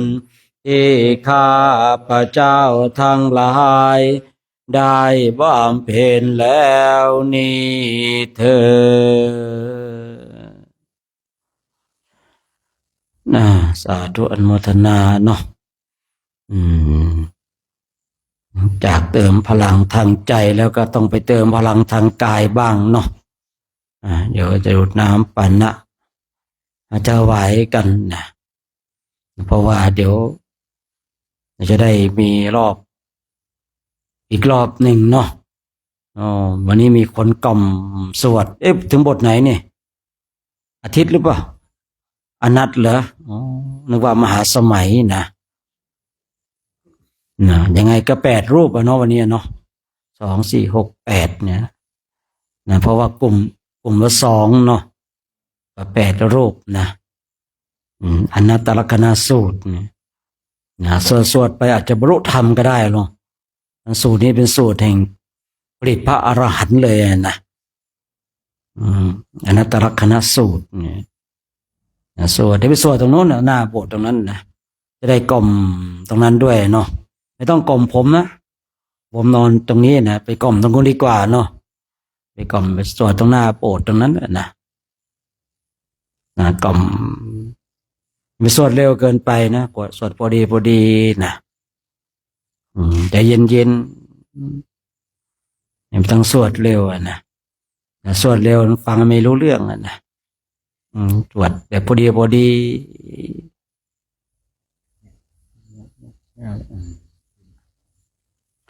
นะเพราะว่าเราได้มาพักที่นี่ก็ญาติโยมก็ร่วมกันนะทางท่านพระอาจารย์เจ้าวาดที่นี่ก็ให้ความอนุเคราะห์เราเนาะท่านพระอาจารย์เจริญนะก็ญาติโยมได้ร่วมกันเป็นเจ้าภาพน้ำปนะกันนะหลายท่านด้วยกันนะมาถวายแล้วก็กลับไปแล้วนะเนี่ยบางทีแล้วฆราวาสอย่างที่เขาบอกนะเป็นเพศคับแคบคับแคบต่อการปฏิบัติแต่ไม่ได้คับแคบในการสร้างคุณงามความดีนะการให้ทานทำได้ง่ายเนาะการรักษาศีลก็ทำได้ง่ายแต่ก็ยากกว่าทานนิดนึงแต่สิ่งที่ยากสุดการภาวนานะการภาวนาเนี่ยมันต้องเสียสละจริงๆนะการให้ทานเนี่ยมันง่ายครับผมง่ายแป๊บเดียวเนี่ยได้บุญที่เกิดจากการให้ทานแล้วอย่างส่วนการรักษาศีลเนี่ยมันก็ยากขึ้นมานิดนึงเพราะว่าต้องคอยระมัดระวังแต่สิ่งที่ยากที่สุดก็คือการภาวนาแต่ก็ไม่ใช่ยากจนทำไม่ได้นะที่พระพุทธเจ้าพระองค์ทรงตรัสว่าฆราวาสเป็นเพศที่คับแคบนะที่คับแคบคือคับแคบต่อการปฏิบัติไม่ได้คับแคบต่อการให้ทานนะไม่ได้คับแคบต่อการรักษาศีลก็สามารถให้ทานรักษาศีลได้ แต่การภาวนามันต้องมาแบบเนี้ยเนี่ยต้องมานั่งกันแบบนี้ต้องมีเวลา อย่างพวกเราเนี่ยพูดง่ายๆเป็นพวกไร้อนาคตนะหมดแล้วอนาคตมานะแต่ก็ไม่แน่เนาะอย่างผมเนี่ยถ้าคิดศึกเนี่ยมันตันไปแล้วไม่รู้จะไปทางไหนแล้วนะจะไปสมัครงานตรงไหนเขาก็ไม่รับแล้วแก่แล้วนะแก่แล้วนะคือพูดง่ายๆมันตันแล้วชีวิตทางโลกนะแต่ว่าบางหนุ่มๆเนี่ยชีวิตทางโลกยังยังสะคล่องอยู่เนาะฉะนั้นเราท่านทั้งหลายก็เราเป็นเพศที่กว้างต่อการปฏิบัติกว้างต่อการปฏิบัติเพราะว่าเราเนี่ยผู้ที่ไร้อนาคตแล้วมีเส้นทางเดียวคือมรรคผลนิพพานเส้นทางนี้เป็นเส้นทางอันประเสริฐแหละแต่ฆราวาสบางทีเขามีกิจมากมีธุระมากเนาะจะให้มานั่งเช่นเรานี่ก็ยากนะครับแต่ก็มีบุคคลที่ทำได้นะแต่ก็มีน้อยนะของเรานี่ถือว่าโชคดีนะโชคดีที่มีโอกาสหลุดจากความเป็นฆราวาสมาสู่ภาคแห่งการปฏิบัติธรรมแต่ถ้าว่าใครเนี่ยอยากจะแบบบอกลาสิกขาบทเนี่ยไม่ไหวแล้วจะตกนรกก็เอานะทำไมเขาจึงให้เบียดก่อนบวชนะแล้วบวชก่อนเบียดนะพูดผิดนะทำไมเขาจึงให้แบบว่าก่อนที่จะแต่งงานเนี่ยต้องบวชก่อนนะแต่ถ้าว่าแต่งงานก่อนมาบวชเนี่ยมันจะไม่สึกกันว่างั้นนะเพราะอะไรโอ้โหด่าไฟแลบเลยนะเมียว่างั้นนะเขาว่าไม่เคยมีกับเขานะเขาว่าอย่างนี้โอ้โหนะมันเราคุยคำเดียวเมียคุย100 คำว่างั้นนะเขาก็เลยว่าต้องบวชก่อนนะก่อนที่จะแต่งงานเนี่ยถ้าแต่งงานก่อนมาบวชมันจะไม่สึกไงนะอย่างเรานี่แบบคือณเวลานี้ก็ถือว่าเป็นเทวดาน้อยๆเนาะแต่ถ้าสึกขาลาเพศไปก็ตกสวรรค์แล้วนะต้องไปทำไร่ไถนาไปทำมาหากินเนี่ยนะเห็นหลายๆท่านนะอันนี้ก็ไม่ว่ากันเพราะว่าบางทีบางคนมันมีกรรมวิบากจำได้มีอยู่ปีหนึ่งนะเขามาคุยทับผมกันเนี่ยอาจารย์เนี่ยนะองค์นี้นะโหศึกษาพระวินัยเนี่ยนะไปเป็นผู้ทรงพระวินัยเลยต่อไปนะผมก็ดีแล้วนะแต่เคร่งนะครับผมกลับไปได้ข่าวว่าศึกเลยนะจากทางนั้นทางที่เรามากันนั่นนะโอ้ยนะคุยเรื่องพระวินัยพระก็มาคุยทับผมเนาะเห็นผมแบบไม่เคร่งไงนะผมไม่เคร่งก็เลยคุยเรื่องพระวินัยทับนี่องค์นี้นะต่อไปเนี่ยนะจะเป็นผู้ทรงวินัยศึกษาวินัยนี่เป๊ะเลยว่างั้นนะโอ้ดีแล้วทรงวินัยศึกษารักษาพระธรรมวินัยได้ดีนะกลับจบจากโครงการนะศึกเลยว่างั้นวินัยแบบไหนก็ไม่รู้นะแต่นี้ก็มีลูกเป็นขโยงแล้วมั้งนะนี่ก็ว่ากันไปนะคือเพศนุคารวาสเนี่ยคืออย่างที่กล่าวไว้คับแคบต่อการปฏิบัติแต่ไม่ได้คับแคบต่อการให้ทานรักษาศีลนะแต่แคบต่อการปฏิบัติคือจะเป็นเรื่องยากเหลือเกินจะมานั่งหลับตาสบายเหมือนกับพวกเราเนี่ยแหมนั่งหลับตาไปเสียงลูกก็ร้องอย่างเงี้ยเนาะไม่เสียงลูกก็ร้องนั่งไปถ้าเป็นผู้ชายนะนั่งไปเสียงเมียมันก็ดังก้องมึงไปบวชจะไปนะไล่บวชอีกถ้าเป็นผู้หญิงมานั่งหลับตาเนี่ยผัวก็หึงอีกนั่นไปแอบลักพระหรือเปล่านั่นโอ้แคบจริงๆนะแคบจริงๆเพศของฆราวาสในการปฏิบัตินะแต่ก็มีนะครับบุคคลที่เขาเข้าใจซึ่งกันและกันนะ นะบางคนนี่เขาโชคดีมากเลยนะได้ครอบครัวที่เข้าใจพากันปฏิบัติธรรมกรรมฐานทั้งสามีทั้งภรรยานะครับแต่ว่าบางคนก็ไม่เข้าใจนะพอผัวเข้าวัดก็จะได้ไปบวชพอเมียเข้าวัดก็คิดว่าไปแอบรักพระโอ้ยมีอะไรน่ารักเนาะพระเนาะตัวกัดดำเนี่ยเราเนี่ยนะหัวก็ล้านเนี่ยเนาะเยอะเลยชุดของเราปีนี้หัวล้านกันเยอะเลยนะ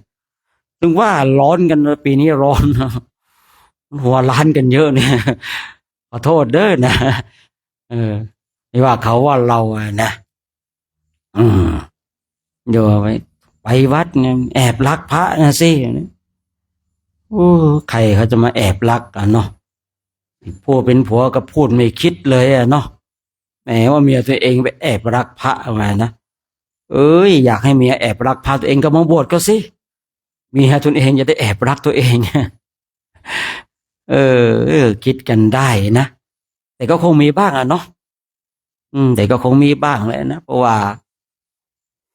นะคงมีบ้างนะก็ว่ากันไปนะสัตว์โลกย่อมเป็นไปตามกรรมนะ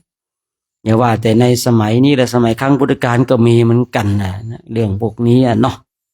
จะมีเหมือนกันนะเพราะว่ามันเป็นปกตินะของโลกนะครับผมมันเป็นปกติของเรื่องของกิเลสตัณหาฉะนั้นเนี่ยฆราวาสเขากว้างต่อการให้ทานนะ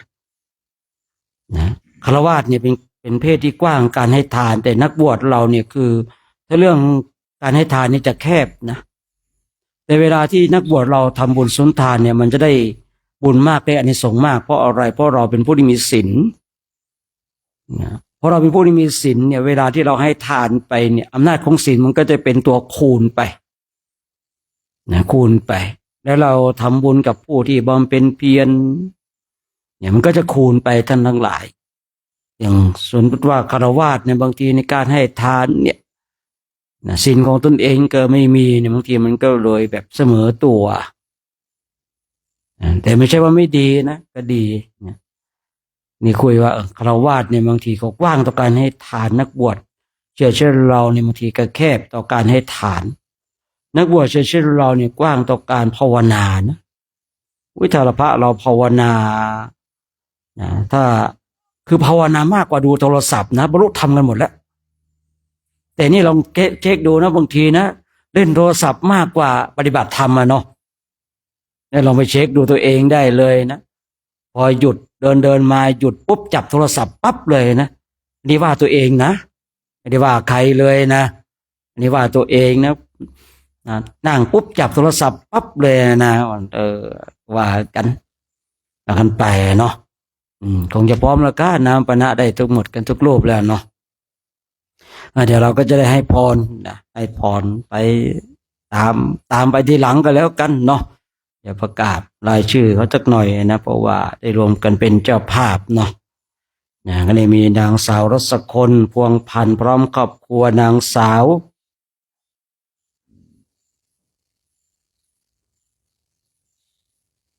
อะไรนะพาทาวงศ์นะพร้อมครอบครัวนายชาติปันตุระพร้อมครอบครัวนางสาวจิรนันท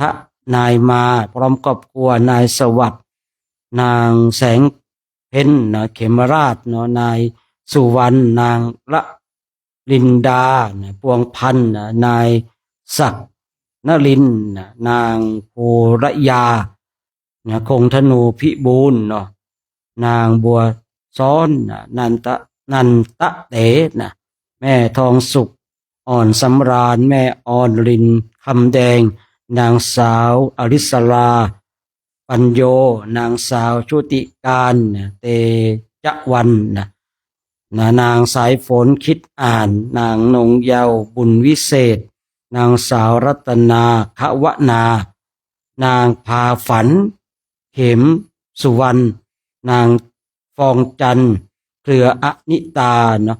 นายสุพรนางมันธนาพวงพันธ์นายธวัชชัยฟั่นวิระนางสิริวรัชยาจันทิมาเนาะรวมกันถวายน้ำปนะในวันนี้เดี๋ยวเราท่านทั้งหลายก็ โยมแสงจันทร์โยมแสงจันทร์ถวายน้ำปนะอีก100 บาทเนาะก็โมทนาสาธุการเดี๋ยวเราร่วมกันให้พรกับท่านเจ้าภาพน้ำปนะหรือว่าท่านที่มีอุปการะคุณได้ถวายข้าวน้ำโภชนาอาหาร หรือว่าปัจจัย4สำหรับสมณะบริโภคเราก็ส่งพลังแห่งบุญพลังแห่งกุศลที่เราได้สะสมมาให้บุคคลเหล่านั้นจงมีความสุขมีความสงบมีความร่มเย็นเนาะให้ท่านเหล่านั้นจงทำสิ่งหนึ่งประการใดก็ให้สิ่งนั้นจงสำเร็จจงสำเร็จจงสำเร็จด้วยเธอ อายุโตภาราโตทิยโลวันนาโทปฏิภาณโทสัทธาตาเมธาวิสุขังโสอธิโยนทัตตวาภารังวานังสุขันจะปฏิภาณโทคายโยยาสวาตุปปาชติเตโอวัตุสาภามังคารังดาขันตุสาปะเทวัตตาสาภาพุทธานุภาเวนัสธาโสทิภวันตุเตภามังคารังราขันตุสาปะเทวตาสาปะทามานุภาเวนัสธาโสภาวันตุเตภาวตุสาภามังคารังรักตุสาปะเทวตาสาปะสังฆาโนภาเวนัสธาโสทิภาวันตุเตเดี๋ยวเรากราบพระพร้อมกันนะกูเก่าขึ้นเนาะได้กราบพระกัน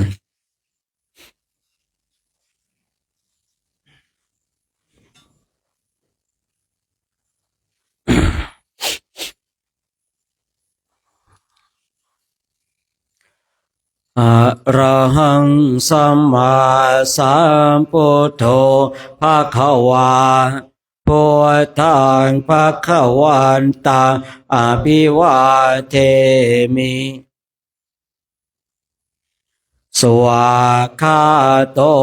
ภะคะวตาธัมโมธัมมังนามัสสามิสุปฏิปันโนภะคะวะโตสาวกสังโฆสังฆังนามามิมหาตาปิโตโคนังอะหังวันทามิคุโรอุปชาอาจาริยาคุณังอะหังวันทามิน้อมจิตน้อมใจกราบคุณครูบาอาจารย์พร้อมกัน3 ครั้งพร้อมแล้วกราบกราบกราบ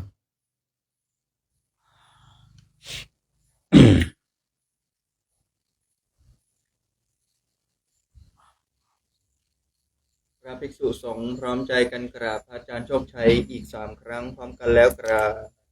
สาธุกราบ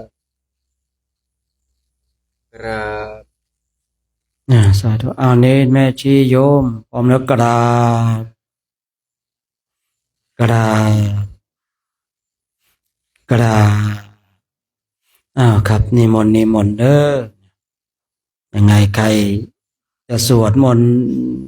กล่อมเพื่อนนอนก็นิมนต์นะครับอย่างน้อยต้องมี8 รูปเนาะ9เลยเป็น9ได้ยังไง